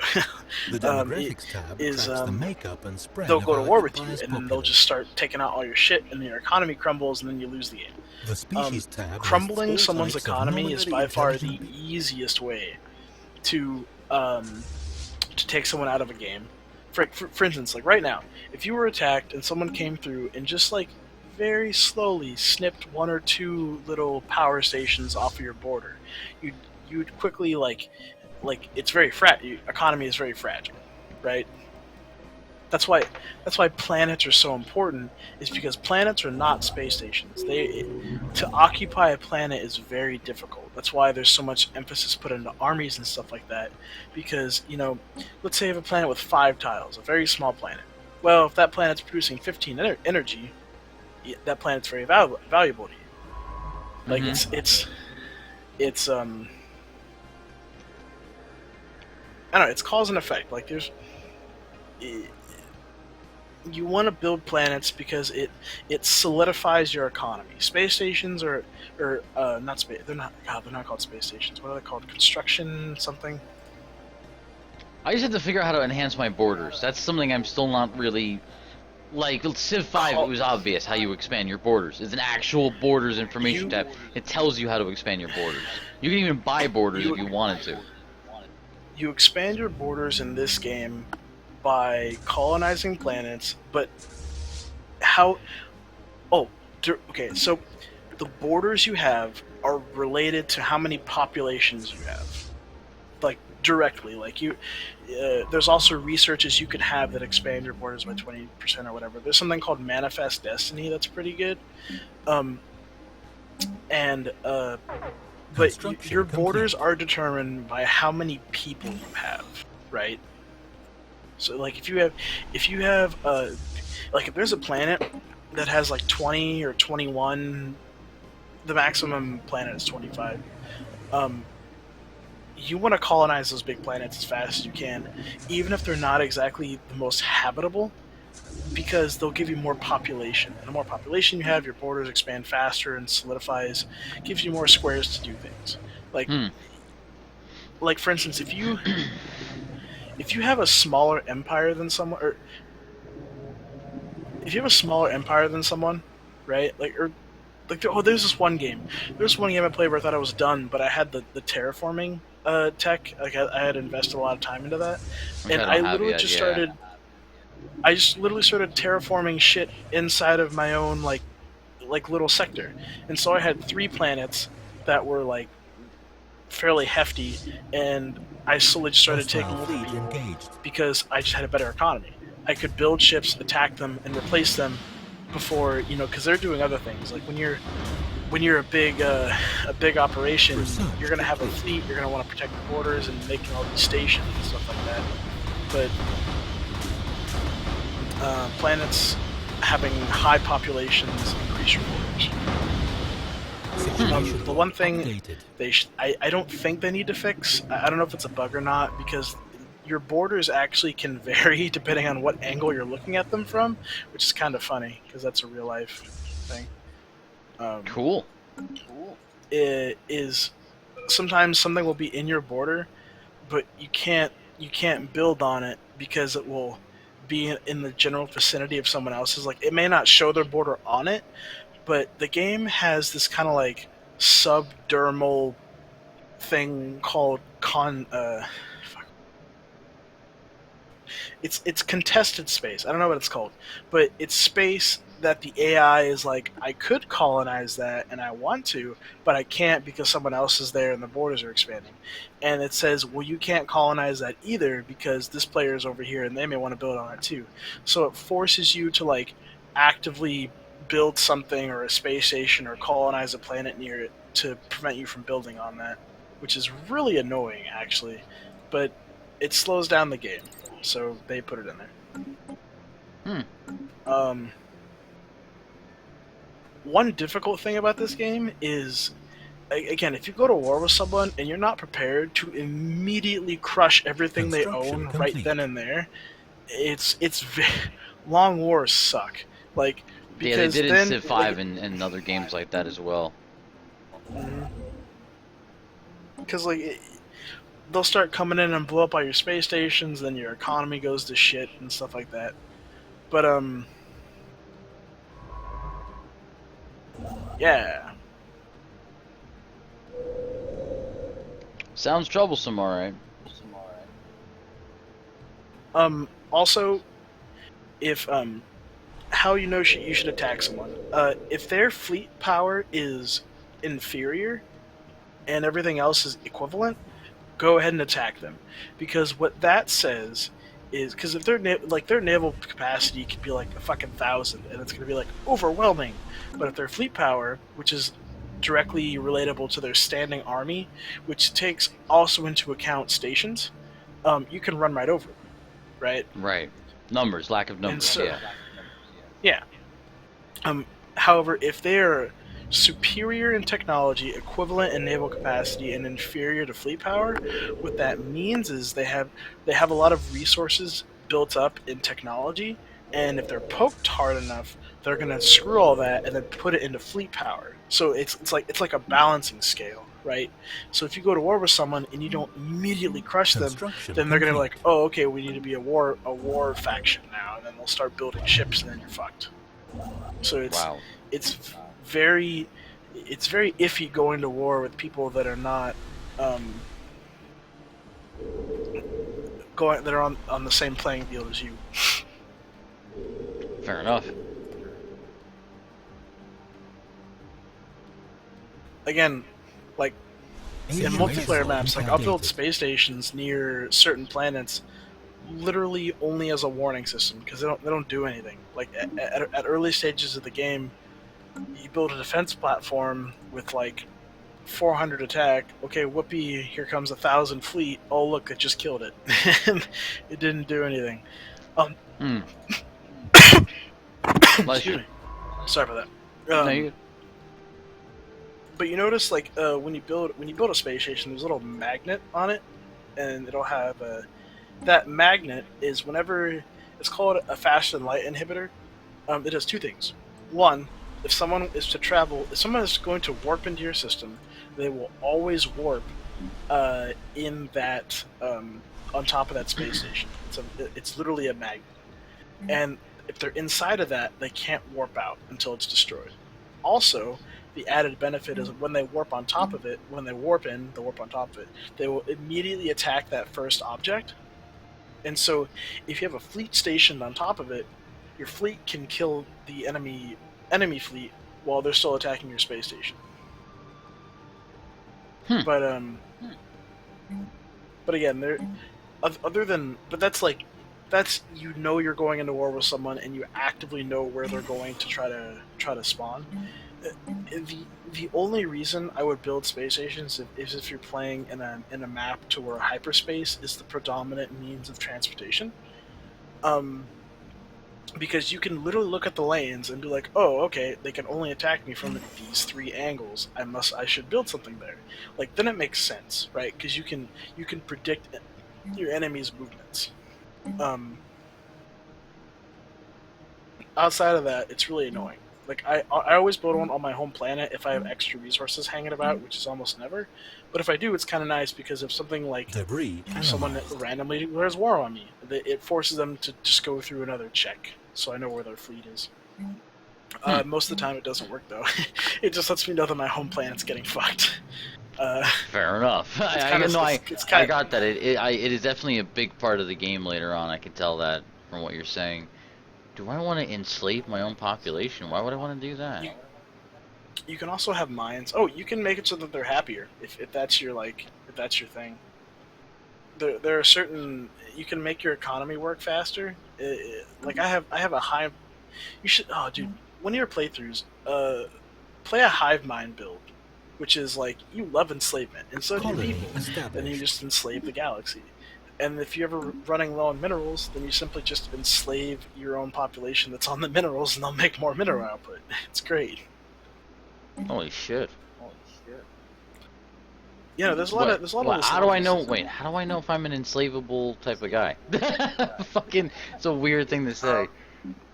My policies. If you go to Alright, so slavery is allowed. So, policies, I have a war economy, which is currently static, and I have slavery allowed. If you look at your government, which is under Empire tab, it's Empire tab, government, and then it'll. Oh no, I'm sorry, I just lied to you. It's your little symbol in the top left corner. You can look at your ethics. If it's not against your ethics, then you can go to your Where's my I believe it's ethics? in Where is my the ethics? population effects? No. Oh, no. So it's under government, and it literally will say government ethics. And if you don't have any negative modifiers towards slavery, then, it's very risky though. Like there are positive modifiers for slavery. Like for instance, if you're an enslave your own race, it's generally bad people don't like that. They become not I very have happy. flagellating movement. We have updated our evasion fleet stance protocols in observation of the space Amiga's flagell. I have +5 evasion. That is from that. Some Those research I are did. Yeah, those are anomalies. Anomalies are very good. They give you random bonuses like that. Like their prismatic lenses are very good. That's something you get from doing all the little crystalline mission quests, and that gives you physics. Um, there's something called I don't think I have slavery though. I have my traits are talented, strong, repugnant, and continental preference. There's nothing about slavery here at all, like anywhere. oh. So if you attack someone, fucking go and save them. So it's okay. It's not against, is what you're saying. Yeah, if you go to your government ethics, But I probably and don't look want at to enslave my own people. I'm assuming. no, generally they don't like that. They don't tend to like it when you make them slaves. Like there's the little I think it's an octagon. I don't know. Mouse over that. Xenophobe. I have a xenophobe alien slavery tolerance 50%. Yeah, so your people love enslaving alien races. They think it's great. Okay, so not my own people though. Gotcha. Because I don't know why it gives me a chance to enslave my own people. Well, because you like slavery, and you're not your government doesn't prevent that. Like if you have an uprising. But they're my own people, aren't they? Like, isn't it? They're Yes. credence. They're my people, so I don't Yes, want to enslave they them. are. Well, no, you in this playthrough do not. But there are playthroughs that you can craft to where you get bonuses for having slaves. Like slaves will produce plus System 10 mineral survey output or complete. something like that, and then it would be beneficial for you to slave. There's also something called the decadent modifier. It's a negative modifier, which is your economy does worse if you do not have some form of slavery. Like that. Oh god, I was totally about to go on a tangent about government ethics and shit like that, but you're gonna have to figure that out on your own. I do not want to talk about that whole basket of shit because there's too many interactions in this game between government types. Like, Cool. yeah, Someone just figured out my language again. Oh, they're rat people. What the fuck? They're like cute little mice with a nose. They got a little button nose. See, and the other thing about the government now that you're talking about it is my options to respond are they're like, "Hi, greetings. We're a wealthy people. We're looking for new trading partners." My responses are alien scum, respect my authority or else, and lastly, Yeah. keep out of our way or I'll make you. yeah. Those So are my that is responses. yeah. So no, because that is the playthrough you've chosen. You've chosen a very totalitarian race that wants to conquer the universe, and so the game forces you to accept those choices and then therefore respond to other races as such. Like as repugnant, you're not going to get any traits from any race because 1% overall they hate you just because Correct. you look Yeah. ugly. And being a military race, they're like, oh my god, these guys are going to try to take over our shit. We hate you even more. I just don't And know then how to your respond final to them. Should I be like, get out of my way, or just respect my authority, or alien scum? It doesn't seem like it. Like every one of them's just one's more insulting than the other. It's almost like it doesn't matter. So from this tab, you can click on to the Empires tab, and then you can look at their government, and then you can, if you want to, honestly, it really doesn't matter because you're a military race and don't care. Anyway, generally the first one is the least offensive response. Alien Because scum. you have to understand. Yeah, everyone thinks everyone's alien scum. Like if you try to contact someone right off of the bat, they're gonna give you a response like, "Be aware that our military is monitoring this channel" or something like that. Like they don't like you. No one likes each other in deep space. But yeah, it doesn't really like you can look at their government and be like, "Oh, okay, we share a trait. I should respond like this," and then they'll respect you. But because I don't little share a more. trait, it doesn't necessarily matter which one I answer. Nope, they're gonna hate you regardless. You could be more or less offensive to them. Okay, alien scum it is. I like yeah, it. like you can. like in this screen, when something pops up that contact you, it's always worth a while just kind of like peek over who you're talking to.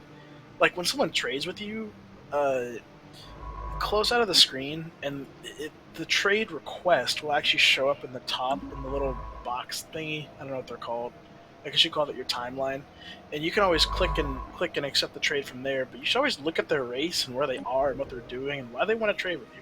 Because the only way AIs will trade with you, or if they initiate a trade, is to benefit themselves to an extent. Construction Like complete. the reason why AIs want to trade star maps is so they know where more colonizable planets are. That's the only reason an AI will trade star maps. Selfishly, yeah. Yes. Which, Oh, he's in granted- my space with a science vessel. He probably wants to expand in this direction. That's probably what it is. Yep, that's correct. Oh shit. All right. There's also advanced AI, which is really Research annoying, and I complete. hate that it's in the game. But I don't hate it. It's just it's AI that exists specifically to be better than you. It's just something that they give them extra tech. They don't have any other special bonuses. They're just more advanced than you, and I hate it. Hate it so much because you could go to war with someone unrealizing they're part of an alliance, and if they have an advanced AI in that alliance, then you're dead because they'll have psionic warp drives or something stupid, and you're just like, oh, okay, I lose. God, did I even talk to you about psionic warp drives? Because they're No, I thought you fucking- said you were gonna not tell me. Oh, I'm gonna yeah, have to find yeah, out the that's hard right, way. that's right. I think that's what it That's was. fine. Yep. Just know that advanced AI is not cool. I hate them. But the only way you can get access to, because all psionic research is rare. The only way you get access to it is through having a government that's spiritual in some way, shape, or form. Oh, cool things Ooh, about this game. okay. Ethics can get added to you. Like you can have things that modify your government through one choice or another. Like or Interesting. like your people could suddenly be. You can get rapid breeder. Like traits can be added into your people via intermixing species. That's why you'll get some races that'll ask for migration, and the races that want to do that are normally very peaceful. And what their Evading strategy for winning the hostile game fleet. is they want to cultivate the best possible race and then crush you with kindness by colonizing 40% of the galaxy. Wow. That's actually a win condition. Did not Yeah, know actually, that. if you look under they need more victory conditions, which some will come soon. One sec. If I colonize a planet, does its sectors matter? Like in Civ 5, if you colonized over a specific sector, you automatically gain all those resources. No. I'm sorry. Yes, when you colonize a sector, you never want to put your initial colonization thing in a corner, because your main building, I don't know what it's called, the main building thing gives bonuses to the four Nearby adjacent ones. squares. I didn't know Yeah. that. If you put it over, so the initial colonization building produces food. The next upgrade produces minerals. So if you put it over something with food or minerals, then you're fine. You'll get those bonuses, or well, you won't get the minerals bonus at first. But if you put it over something like science, you won't get that science bonus. You won't destroy that square. You'll just not get that you just won't get the bonus. Oh, okay. Generally what happens though is I select all the planets that I want for science, which is generally my home planet, because there's an ethic. If your species is I forget what it's called. If they value science, you'll get different edicts, and you want to focus your planets to do a specific thing, right? Like if you except for food fucking sucks. I hate it. I wish you could share food from your planet, but you can't. Like if You would have think there a, would be trade vessels for your own planet so you could share food. That would make sense. I would have thought. Yep, but you can't. There's orbitable space stations, which kind of solve that problem, but not really. So everything had like capacity overload. I think every single race gets, and that's produce more energy on this planet. Like you always want to have planets that are like your job is to produce energy, your job is to produce minerals, and then science is kind of like by the wayside. Generally, I mean, like you could try to go like 100% science and then no fleet, but then you just get wrecked really hard. I don't know. Like science, I leave to science Because you could do that in ships. Civ 5. That's why it's nice that you brought that Yeah. up. Because you can actually do that in other games like Civilization 5, where you can go all science, and then your tech is so much higher that when someone does attack you, if you have any sort of attack or defense or army or whatever the case is, your tech is high. You might not have as strong a military, but your tech is better than theirs. hmm Generally, how to get more tech. Like if you're playing a tech race, it'll tell you. Like you want to have if you're like for your race, your goal is forge fast, expand. You want to fucking build up a fleet, find someone that's very weak, take them out, get their planet, start making sectors, and also you want to colonize a shit ton. Like you just want to have more planets, other people, and then beat them down with military force. This is good and bad in two senses. One, if you fuck with the wrong person, like if you already noticed, like I'm pretty sure if you go to your empires tab, or not empires, your controls tab and look at all the empires that hate you, you'll notice you'll have a lot of people that hate you. That's because people don't like Probably having. everybody hates me. That's the way I've kind of built myself up. It does seem like everyone's like, fuck this guy. He's a bit of an asshole, and he's ugly. Yeah, that's what your race presents. Like military races, they're very cut and dry in the sense of trade because they don't do any unless it's with their own people or slaves. like, um, I don't know. It's yeah. Makes sense. Also, if someone doesn't really, if you start a game and someone's next to you and they really don't like you, appeasement is a good strategy because I hate getting attacked early on. So establish embassies with your neighbors. You know, just that's so the they're weird not- thing. He let me do that. Yeah. The Even guy though that's people my don't like you- rival, he let me do that. Yeah, no, embassies are good. It prevents them from attacking you. So This guy here, rivalry isn't. fuck is his name? Valver or whatever. Hold on. Communicate. Yeah, him and I have an embassy. I have an embassy in the Ozkaz Hive. hmm I'm surprised he let me do that. I was just trying to be, you know what I mean? Like, let's just not fight yet kind of a thing. And he went, yeah, sure, okay. I thought that was Yeah. weird. Because embassies are passive. They don't give or take anything. The only thing they do is improve relations. Rivalries. They are actively. They give you more influence, which it really sucks when someone's next to you and then they have more tech than you and they rival you, which is what you're doing with right now. You're dealing with, is because they're getting more influence than you, which to do whatever AIs do with influence. I don't know.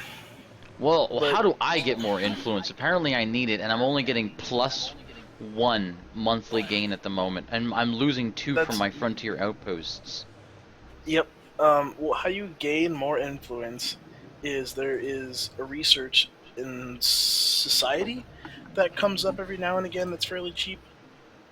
That's System one way, survey and it's called planetary unification, which just gives you +1 influence. System Pretty survey good. complete. That Hostile also gives you engaged. access to Construction complete. propaganda edict bonus. Oh, I've seen that. I probably should get it then. Yeah, that's one way. But other than that, the only other way to increase your influence besides rivalry is to have tech for. Situation log updated. One second.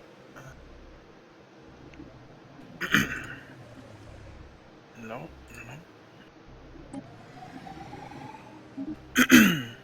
My admiral gained a level. Nice.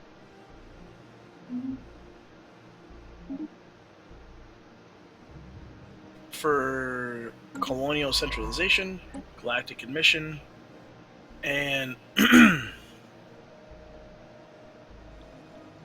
yeah, like it's not easy, and the reason why is because influence, it's not broken. I'm not gonna say influence is broken. It's very good for a reason, but the reason why System it's so survey hard to get complete. is because if you go, so click the top left corner. You might want to pause your game for a second and Sure. go to Construction policies. complete. Yep. And under policies, you'll see edicts, right? Mm-hmm. All Yeah. these things require a certain amount of monthly influence, and they're all very good. For instance, and this applies to all of your things everywhere. So let's say you have information quarantine. If you have a lot of slaves, put that in, and they'll become more docile. If you want more science, encourage free thought. If you know, if you want more engineering or physics or society, you put it in one. -10 everything else and 1. If you're a greedy bastard, you can, if you happen to have all the influence for the month, you can put it on all 4 of those and have plus 40 influence to everything.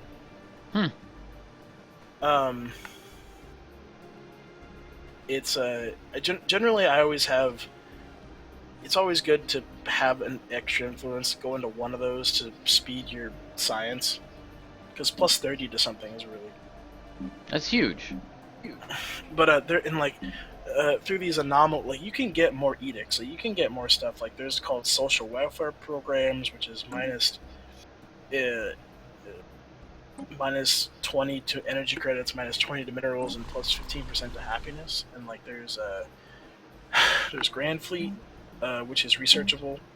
It's plus 35% naval capacity and plus 15% ship speed. And there's also, share the burden, which is slave outputs, and there's drone optimizations, which you get from the mining drone quest, which gives you plus 15% minerals, minus 15% to energy credits.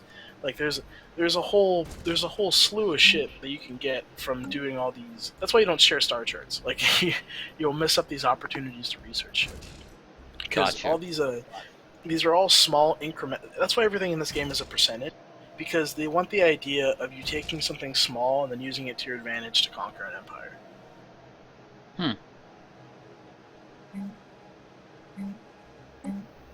And then when you get to the late game, when you research all your tech, it starts getting into just direct correlations into, +1 your sector limit, +5 years for your leader, +1 leader capacity, or plus 5% to attack speed or damage or military health stations and shit like that. Fair enough. Planet sensor range, that's a thing. Planetary signal boosters. Those are really rare when they come up, but they're kind of, I'm not going to say it's overpowered, but there's a point to where if you get enough planet sensor range, your planets become scouts. Like you just That make is a cool. planet. So like that's the and then telescope thing spy. I was asking about earlier. Yeah, that's Yeah. cool. That's very late game though. Like we're talking, like it's okay. So the what's the research requirement is 8,434 physics, right? If you're asking, That- I don't know the answer. Don't No, ask no, me. no, I was just saying like that's what the research cost is. So even for this playthrough that I'm doing right now, with 61% research speed, and it takes 62 months, right? That would take a normal let me turn all the edicts off. This would take, I think, 6 years. Yeah, 210 months. Like that shit takes forever. But it's really good though. Like those small advantages. That being said, sensory range isn't that good early on because you want things that get you planets. Planets win you the game, right? Fair enough. There's a reason why one of the victory conditions is colonize 40% of the galaxy. It's just at that point. And that's not you even just half. can't- That's 40%. Yeah. We have a timed project with a time limit. Start doing it so you don't miss the opportunity. We have a time limit or something? What? Yep. You can see that stuff in your log. Oh, I'm sending someone to look at it already. I don't know why it's reminding me. Oh, here we go. I'm gonna pause the game for this. This seems important. Galactic Ambitions, border range 20%, unlocks intel of survey data. Naval capacity 10%, which I got last time. I didn't think I'd be able to do that again. I don't need that right now. Toxic kelp removal, which one of the planets I own has a lot of that. Neural impact implants, slave army, and slave processing, which unless I'm attacking, because I don't want to enslave my own people, I can only enslave others. And then amoeba flagella, which is it's a ship. I can build that ship. It's not a ship. It's actually it. So you see that H? That H stands for hangar. And then when you build your first, it's not. Is it destroyer? No, it's not destroyer. Is battleship? No, cruiser. When you get your first cruiser, it should have a hangar. Yeah, there's a hangar option. This is for fighters and shit, and they're not bad. Amoeba flagella is actually really good as a starting ship, and then it evolves into swarm strikes. Swarm strikes are the most god awful, fucking annoying thing on the planet. Except again, you have to get to cruisers, build cruisers, and then this technology is very expensive.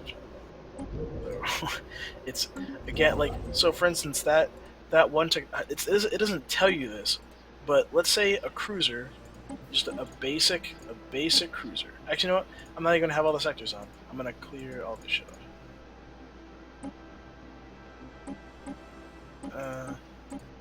So with having nothing on it but that one thing, it cost 100. It's 100 minerals for that thing to exist. Oh no, I'm sorry. That's on this playthrough because I hate certain types of technology. It should cost 45, I think. Well, that's nothing, isn't it? That doesn't sound like very much. Well, no, but when you have to build 6 of these things, and you have to add on 45 each time, comparable to, let's see, if I were to build something else. For instance, like, look at your other weapons. So so a gamma laser, which is the highest tier laser weapon, costs 12.5 per installation. That thing costs 45. And it's on the same level as that.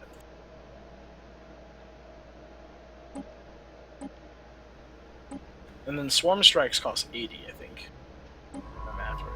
Situation log Like, updated. Hangars are very expensive, but they're very good in the sense of they are great bullet sponges. But they do eat up a lot of resources. Choices. Yep, you're correct. Game is about choices. Potentially habitable, but not habitable yet, I assume. Ooh, this one's got a habitable planet. I should build another whatchamacallit then.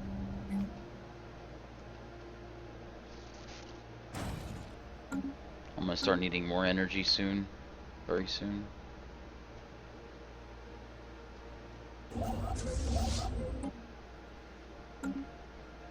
Yeah, this game is so in depth it's not even funny.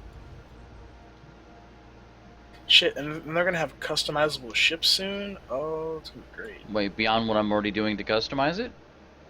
Yeah, like your faction, like color-wise. Granted, you can already do that anyway in the BIOS if you're. So granted, you can change the color of your ship by directly going into like the game and then changing the color. But they should have some kind of in-game editing thing here, or just like it'll be the colors of your race or whatever. I didn't upgrade my colony size, but now my naval capacity is 35 out of 25. Does that automatically just happen? Our burgeoning empire has now reached a size where it is becoming difficult to administer directly from our homeworld. We should establish a new sector. Sectors are semi-autonomous entities. It's telling me I need to build a sector. It's just the AI just told me that. That's Yeah, so sectors generally you want to build after your main 3 planet expansion, you have successfully colonized most of 2 of them. So then yes. you hand Unless I can clear the mountain ranges and the toxic kelp, I can't do much more to them. Yeah. I mean, granted, you're still at 4 to 5, so you're good.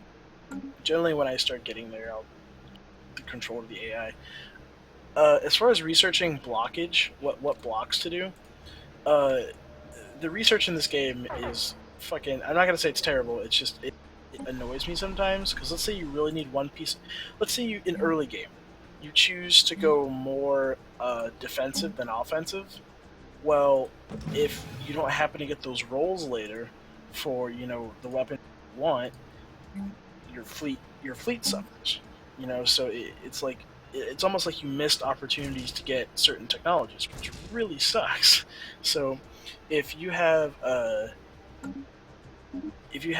least 2 planets that share one kind of blockage, you should research it.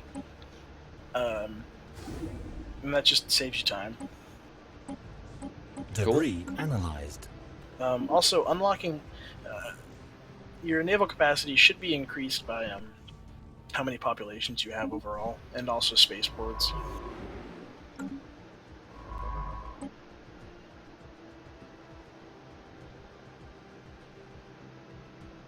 Interesting thing. You can actually go over your naval capacity with a minus 63% to upkeep. So, like, if you know you're going to war, right? Sometimes I'll actually have an extra 30 ships, and then they'll just because I know they're gonna die. So you just screw it, throw them in there. You don't worry about the upkeep anyway, and then they'll blow up, and it did its job, essentially. Yep. That's fair. Because again, you can use sectors as banks. Like sometimes if I have a really good planet that I know is doing well, I'll turn it into just a planet that has one sector, and then dump all my extra resources into it, and then it goes back slowly. It's almost like it streamlines your minerals, because it also helps them increase their, as you upgrade things, they will upgrade things. Dude, your information's been just invaluable, man. If you gotta get going, I don't make me hold you up. I really do appreciate you helping me out. Yeah, I should probably go right now. But hey, listen, if you want to come back and check me out some more, man, you're always welcome to. I'd definitely be able to get some games in with you if you're ever interested. Yeah, sure. I love. Granted, fuck, I should stop talking. No, dude, we'll play a co-op. We'll play a co-op game one time. It'll be great. Yeah, man. Feel free to follow. Come back and check me out again. Oh, also, you do not get Twitch achievements unless you're playing in Iron Man mode. Just so you know. Wait. What are you talking about? Twitch achievements, Iron Man mode. Oh, when you start any game. Let me go back. What's a Twitch achievement? Oh, did you buy this game from Twitch or from Paradox directly? You mean Steam? Or oh god, yes, Steam. It's not Twitch. I'm sorry. No, you're good. You just threw me off there for a second. I'm like, there's Twitch? What? No, I bought it off of Steam. Yeah, I bought it off of Steam. They're called something notes. But yeah, you don't get Steam achievements unless you have Iron Man mode on. Which, when you go to a new game and you select a race, it'll give you the options, and it'll be like Iron Man mode at the bottom, and that turns off console commands. It turns off save games. System survey complete. Save games in the sense of you can save whenever you want. Mm-hmm. And you can't like turn back. You can only go to your previous save. Wow. Okay. Construction complete. Anyway, I'm out, dude. Take it easy, man. Thanks for the info. Yep. I hope I didn't fucking scare away all your friends talking to me for literally an hour. No, no, you're good, dude. No, like I said, everybody's welcome to come on and chat, and they're good too, man. They're playing Grand Theft Auto. I wanted to get a little bit more of this game in because I haven't had a chance to enjoy it as much as I would like. So they totally understand. They're good. Ooh, Yeah, dude. And then torpedoes. when they coming back, you can crush them. Torpedoes are also counted by point defense system. Just so no. Sorry, I really. Quantum missiles and oh my god. Oh, go. I'll catch you later, man. Thanks a lot. So much to look forward to figuring out. They got range on them. That's crazy good range. And shield penetration.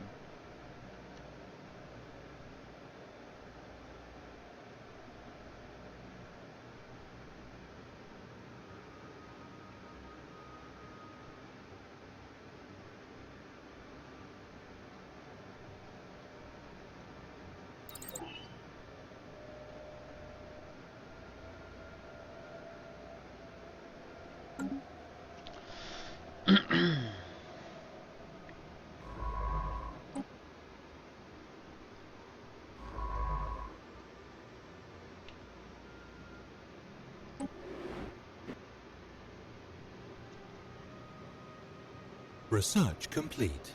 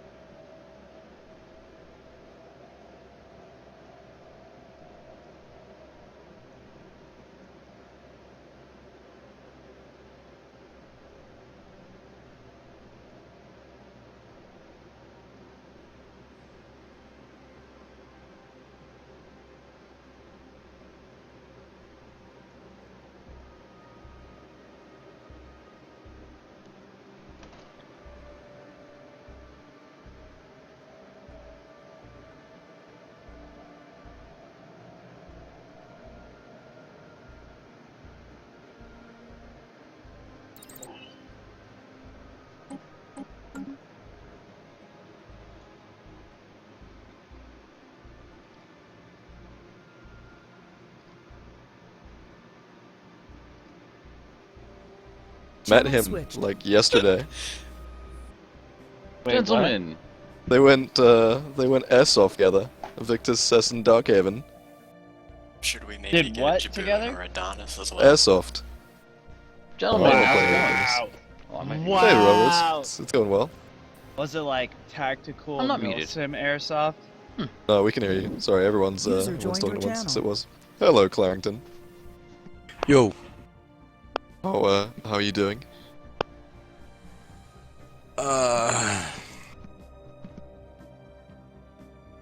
Sounds That sounds positive. Yep, we empathize with that. Went out, got drunk last night, all kinds of Alliance Navy drama in the meantime, and I recommend you never go out drinking with your bosses. I make a point never Duh. to for that exact reason. Yeah. I regret it, my bosses cannot handle their alcohol. That's not Holy so crap. bad. It's worse if, you can't handle it and then they see you making a mess of yourself. Yeah, You that's see- true. Now you've seen them in a state of weakness. Well, I always make sure to not actually drink and instead just record the whole thing.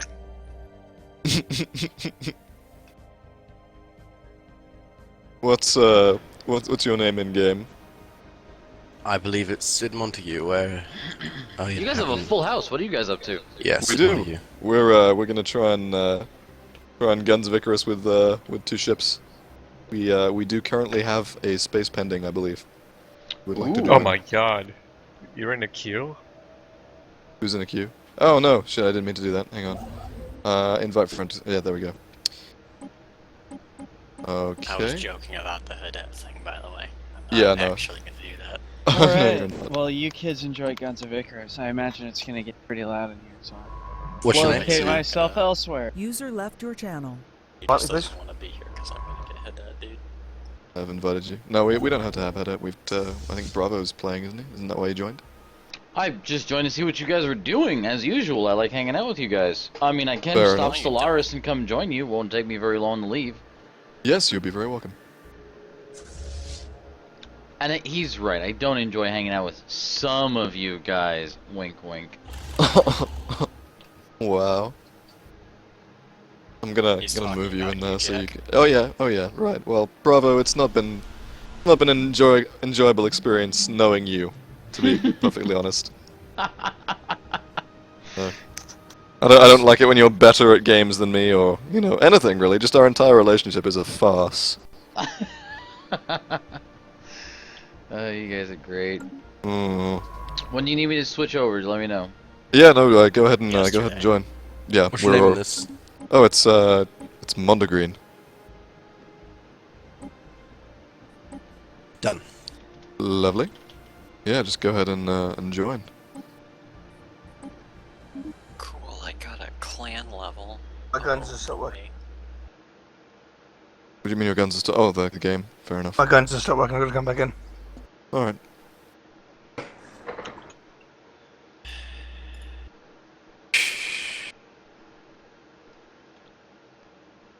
Sid, could you go in here, please? Could I?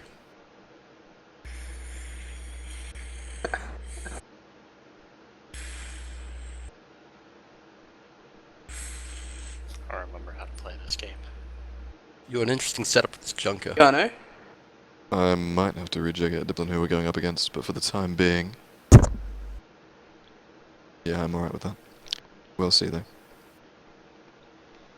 Let me switch out my ammo. Partly, please. Yeah, of course.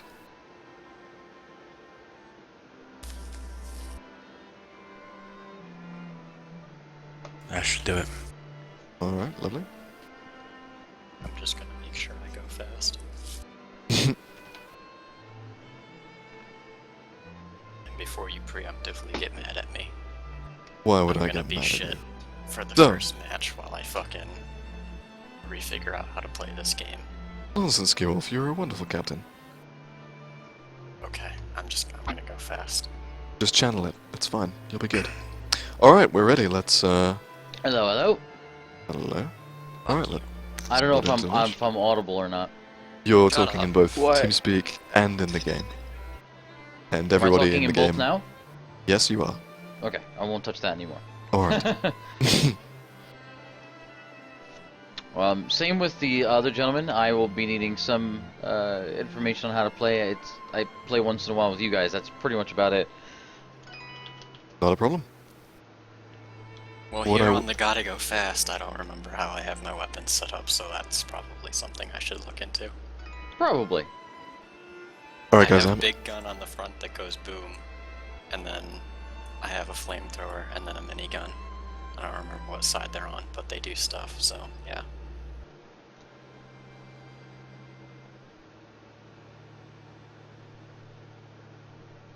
User was moved out of your channel. You were moved. User was moved to your I was channel. moved. Did he move us into our own channels?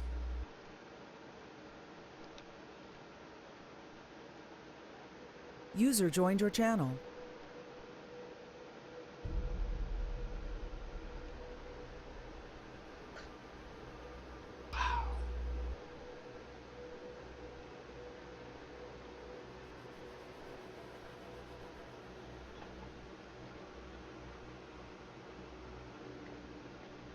So wait, are we versing them? Is that what this is? No, he split us up so that we can communicate with our own ships and shit without, like, talking over one another and confusing people. Fair enough.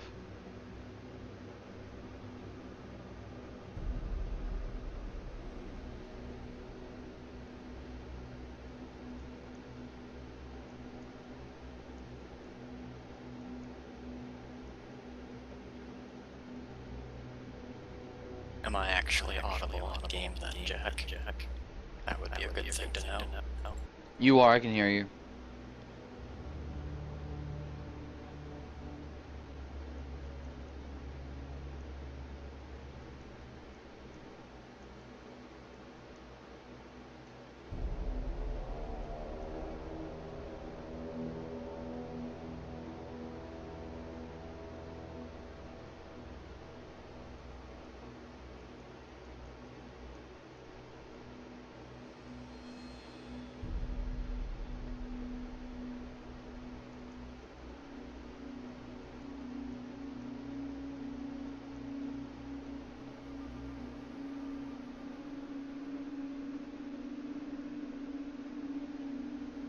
User joined your Green, channel. are you on the right ship, or is that just my screen bugging out? He's on the right ship. Could Okay. you hear me at all? I could briefly, yes. Okay. Try again. User left your channel. Jack, you're a piece of shit. At least he's not a whole pile of shit. That'd be awful. Wow, dude. Just wow. I should, like, turn up. Or what? No. Know what I'm saying?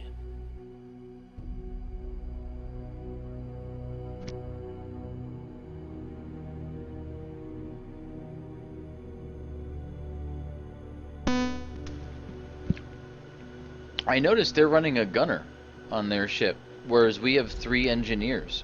Yeah, I don't know why Corporal is still a gunner. Jack's probably bitching at him about that. Hey, Mondegreen, are you running a gunner on your ship?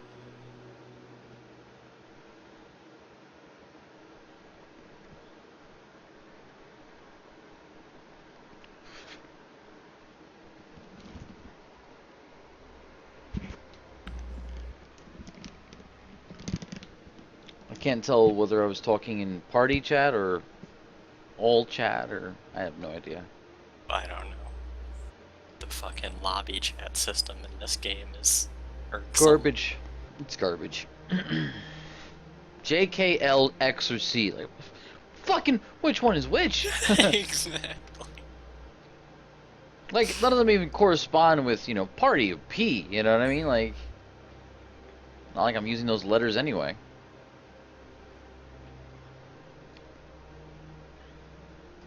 Mondegreen, are we voting for maps?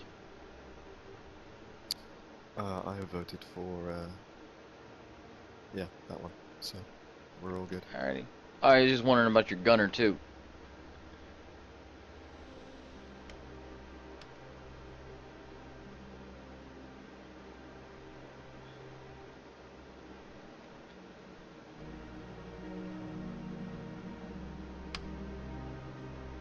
Keywolf, how are you doing with your, how are you doing with your loadout?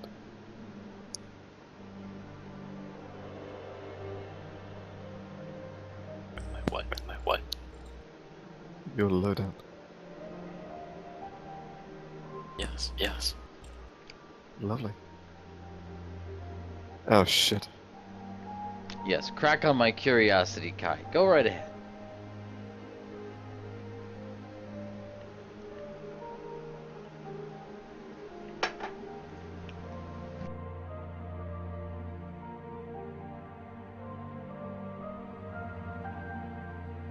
We're gonna get shit on.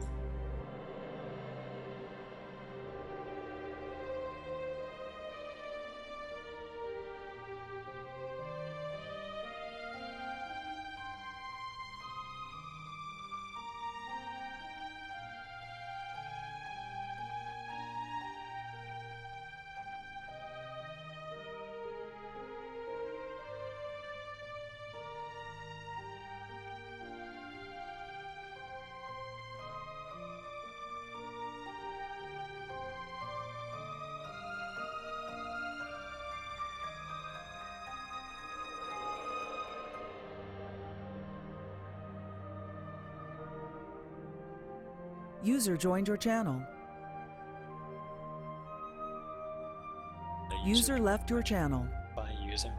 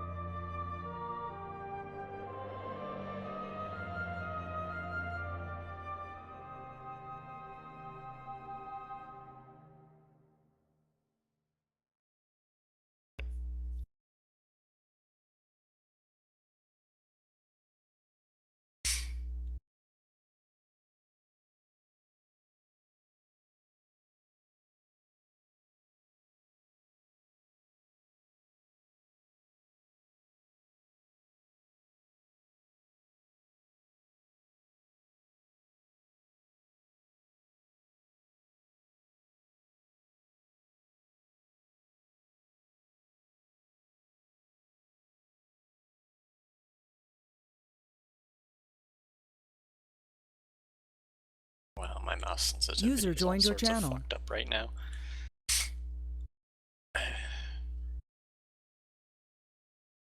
Would anyone like to join Valkyr? Yeah, dude. Alright, sounds good. Decided to make it orange. Wasn't it orange to begin? Oh wait, no, that was Well, other Valkyr. I wanted to make it blue, but then too many people had objection to that, so then I thought green, was because that, that's a Jack? pretty original color. And I guess people had objection to that. So then I went orange, because no one had orange. But then someone had objection to that. Wow, dude. How's Guns of Icarus going? I don't know. Jack said something, but I couldn't hear him, so I'm just Got gonna AI in the pretend. ship. Oh, Jack, what are you doing? Oh. They're straight ahead of us. They're on our rear. They're on our rear. Should be. Oh, they're behind us as well. Okay.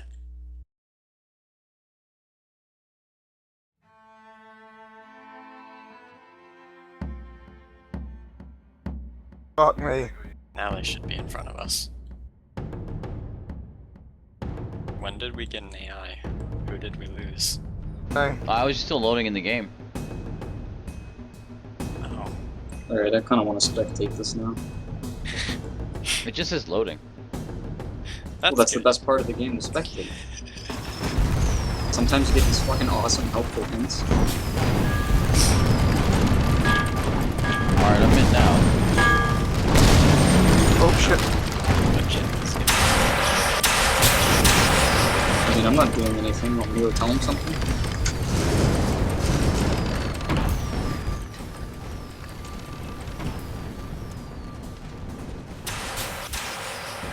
Where's the black pearl?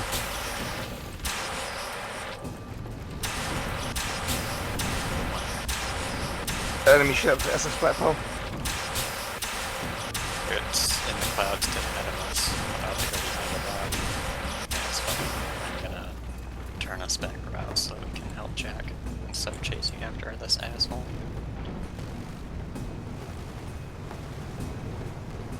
I wish this would turn so slow. Do you have any more armament apart from the 3 guns? Do you have any more armament apart from 3 guns? No. Just the flamethrower for close range, the minigun for killing armor at long range, and Gotcha. the fucking thing is on the front. Gotcha. Oh, cannon.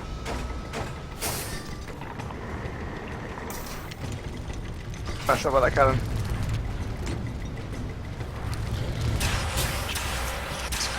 The hell is it?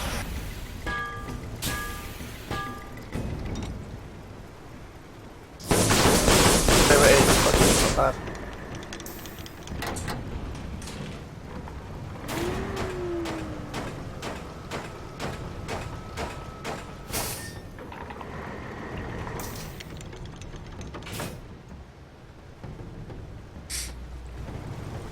Yeah, they're coming up behind you.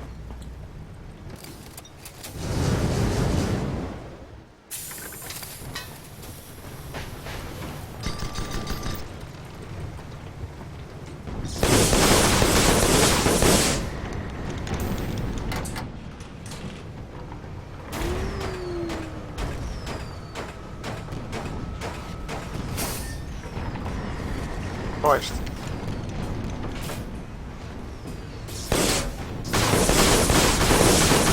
Stick right on their front end or not. Ship, stop. Okay.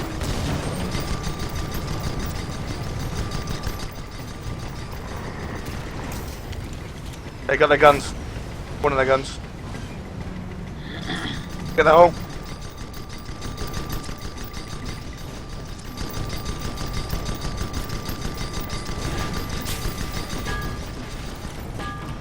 Okay, I got him good. They're on fire, they're burning.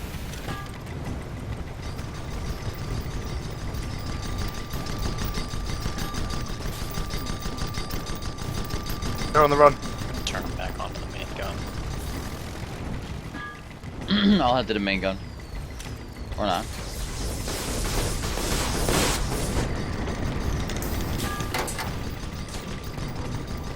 On it. You need to keep the modular objects there, I guess. Instead of chasing that asshole down.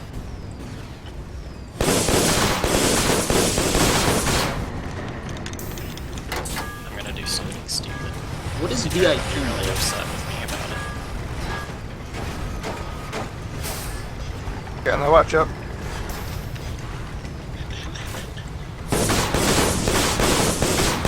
So what are you doing? Deal with why?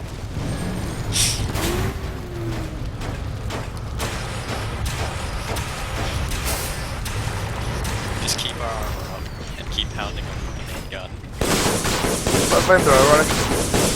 We're on the mobula right now.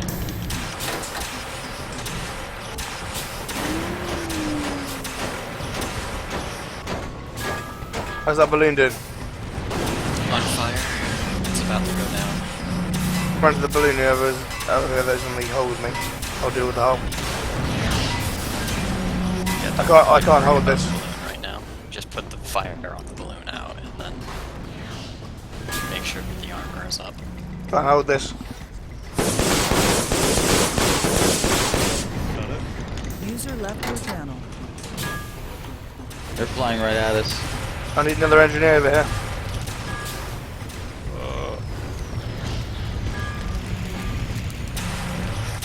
Going down our jack.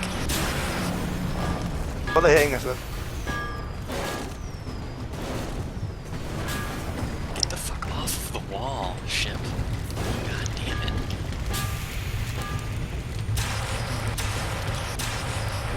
Where are they? Fuck.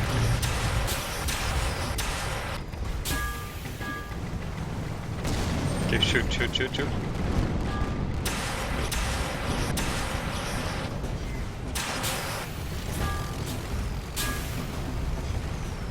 Oh.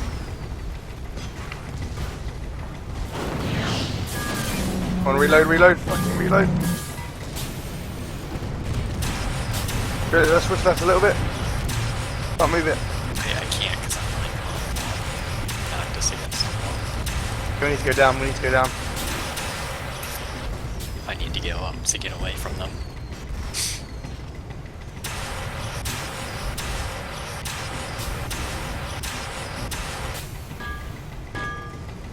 User joined your Pure, channel. you need to get out of there. Like, yeah, I know, I'm trying to bitch out as hard as possible, but like, the walls are not helping. Neither of There's you can be 7 terribly fires aware. on the balloon. Yeah. I fucking love noise. It's wicked funny. Come around the right hand Just side. keep us afloat, don't fucking... Don't worry, just keep us afloat. I can't control the fires on the balloon. Gaining on us. Oh shit. I think Morrissey's snare actually might pull it off. User left your channel.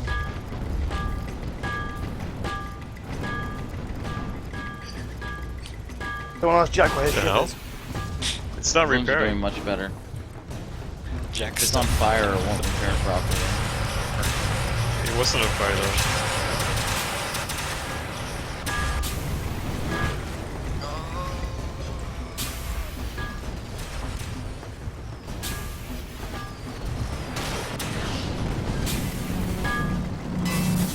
Fucking crazy Ivan, motherfucker. No, Oh. I'm not. We held out pretty well.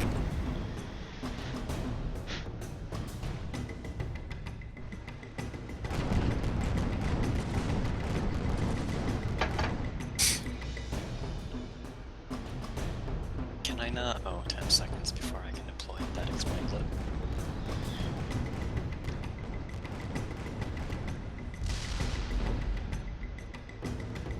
Get one. They get one. Yeah, I think Jack took down the, whatever, the fuck, the same kind of ship he's flying is called Oh yeah, the SS. Black Pearl. We're back. User joined your I don't know how channel. Jack fucking did it, but he took down that other thing. Yeah, I know. He needs to run away though, like I was just talking to him. So you need to We're get there. inbound. Okay. What's happening over there? Contact with that mobilist. Mobile. It's mobile. Down there. Why is he It's attacking? below us. He's below us. I can't get a shot.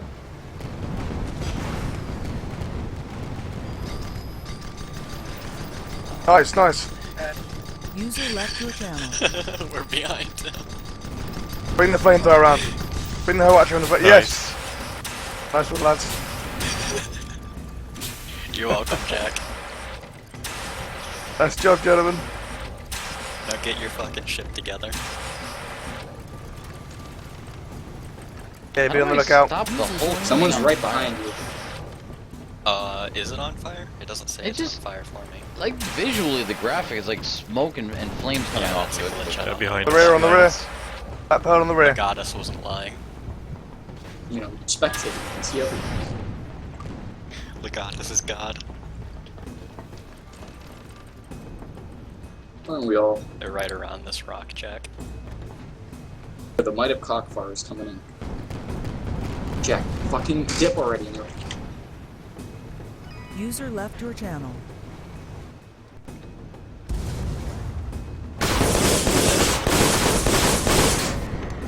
Fuck their day up.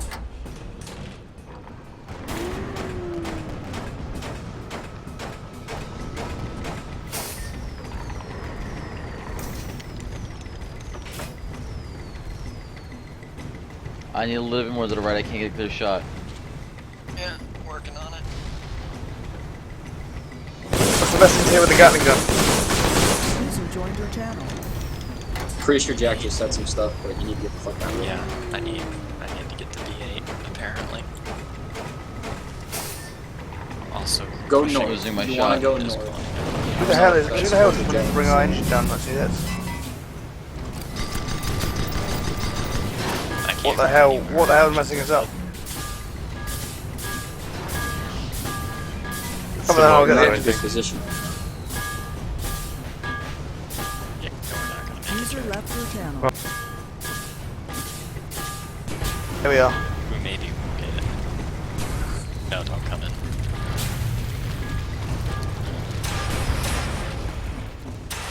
Get that rear engine back. We can just limp back to Jack.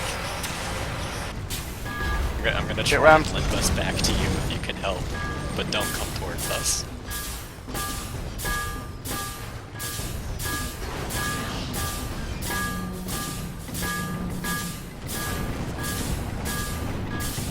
Our ship needs to be, like, not in pieces right now. Never mind. We're down. Yes, we are.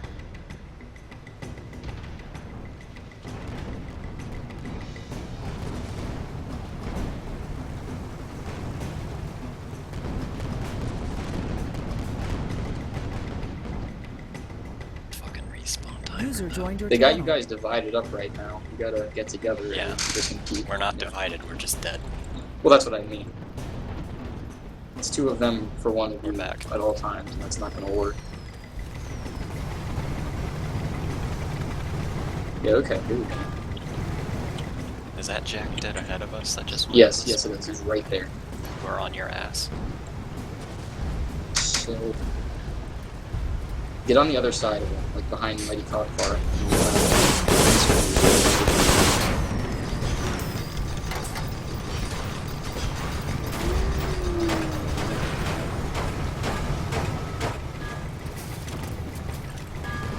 Good shit with the flamethrower.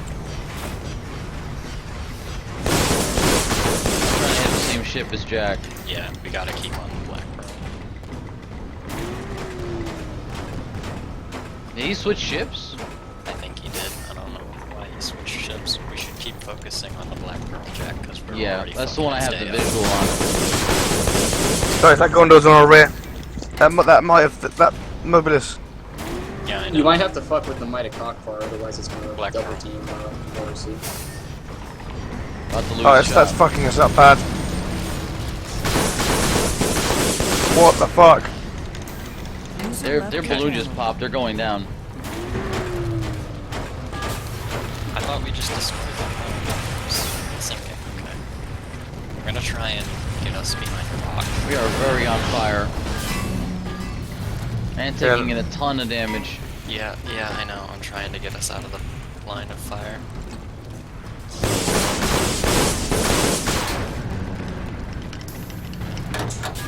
User joined No, your come on. Come on. I mean, take a left-hand turn, hide behind that giant rock pit. Yeah, that's what I'm doing.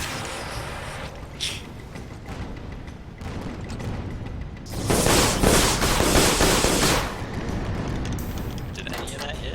One. Yeah, a few of them hit. It's right up against the rock, so it's hard to get a clear shot. I can't turn it to the right anymore either. Go forward, ship. Yeah, we're working. This is on it. tricky.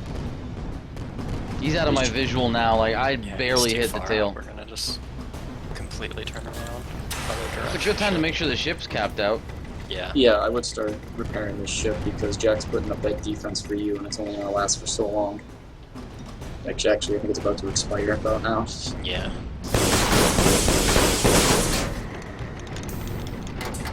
Too far out. If you're pretty good off, I would try to intercept the Black Pearl and help Jack out. Yep, that's what we're working on. Or I'm Jack's working- missing a lot of shots too. I'm gonna burn a little bit of kerosene Look to get at us him, in it's closer fucking faster. exploding, man. User left your channel. Well, every one of those hit. I'm gonna try and keep them on the flamethrower side once we actually engage. Or not. They're gonna be on the minigun. A little to the right, a little to the right. I'm losing the shot. Nice. User joined Can your you throw channel. up some defense for Jack, or are you getting blocked right Yeah, now? I'm gonna try and put them back onto the flamethrower. Alright. User left your channel. Fuck. About to shoot another round. I'm on the flamethrower. We need to get them out of our fucking spawn is what we need to do. Nice. Blow that balloon with that flamethrower. Oh, he's in deep trouble now. Yeah, I'm out of ammo. Fuck. User joined You your getting channel. out of there? We can't. This is our spawn, so Jack's gonna spawn Oh. into the shit. We have Okay. no choice but to stay here. What? That's kind of shitty. The shields went down very quickly. The armor, or the whole, whatever. Yeah, because we didn't have any hull points left. All of That our was HP interesting got to watch, fucked. though. I don't think I'd be having as much fun as a spectator. What?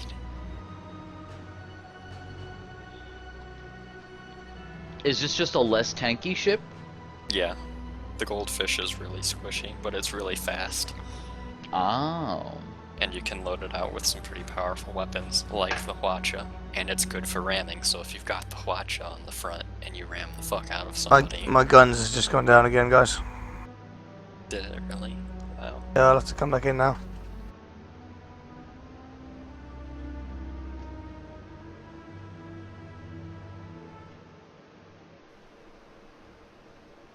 What kicked me out of Jack's queue?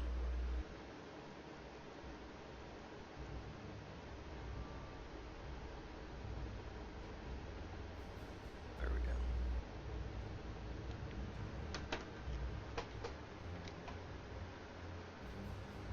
Okay, can someone invite me, please? No. What's Oh, be the that way then. symmetrical two-level ship? The symmetrical too. Oh yeah, Galleon. Yeah, I think that's what it is. That thing's fucking awesome. It is, yeah, it's awesome. But the galleon's got 3 levels. Is it the Galleon? Because I feel like that's the bigger one. The one the Jack pilots. Yeah, no, it's not that one. It's like a junk ship. I'm gonna look it up. Junker? Oh, well, it's fucking called that. It's probably that. Yeah, it is the Junker, yeah. Yeah, I was pretty partial to that one because it's, symmetrical, so you can hit them from basically every side. Yeah. The key invincible is a junker. The problem with the junker though is that User all joined of your the weapon channel. emplacements are small class, so you can't have very much Oh. firepower on it. I see. But the trade-off is that you can hit them from basically every side. User left your channel. Who the fuck was that? Hawk, I invited you. What are you doing? What are you running now? I'm running a goldfish.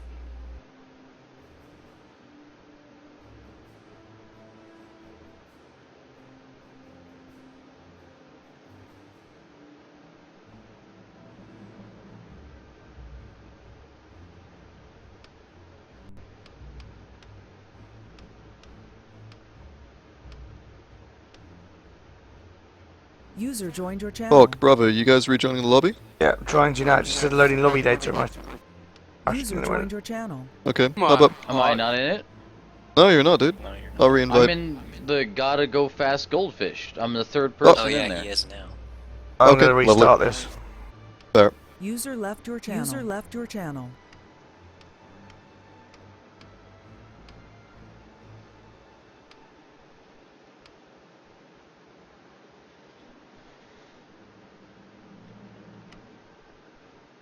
Do you think putting a heavier set weapon on 2 might do you any good? On 2? Yes. I think that's still a small weapon emplacement. So I That's think the that's only as one? big as I can go. Alright then. I mean, the flak gun would basically do the same thing. It'd do more damage, but it fires way slower. And I think is really only effective at range, so the minigun's a bit better at multi-purpose. Yeah, and I suppose looking at your other loadout, it's a good, like, mid-range weapon to harass him with.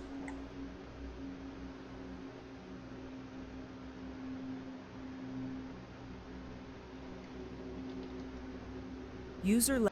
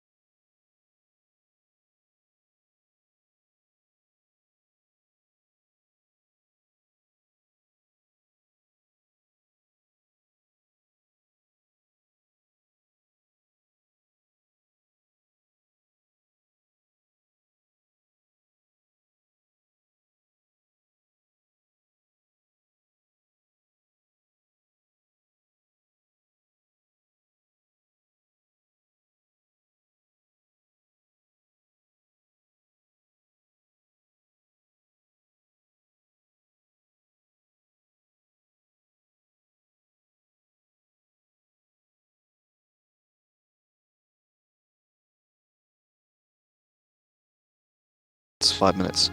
But afterwards, we'd definitely be down to play again if you User want to play. joined your channel. Alright, sweet. Gonna drag you all into the same channel for the time being. User was moved out of your channel. User was moved out of your channel. User left your channel. User was moved out of your channel. You were moved. That was a good match. That felt good. Yeah, it was a good match. I might take a break here though. Have Jack let me know if you guys are doing anything later. Alright.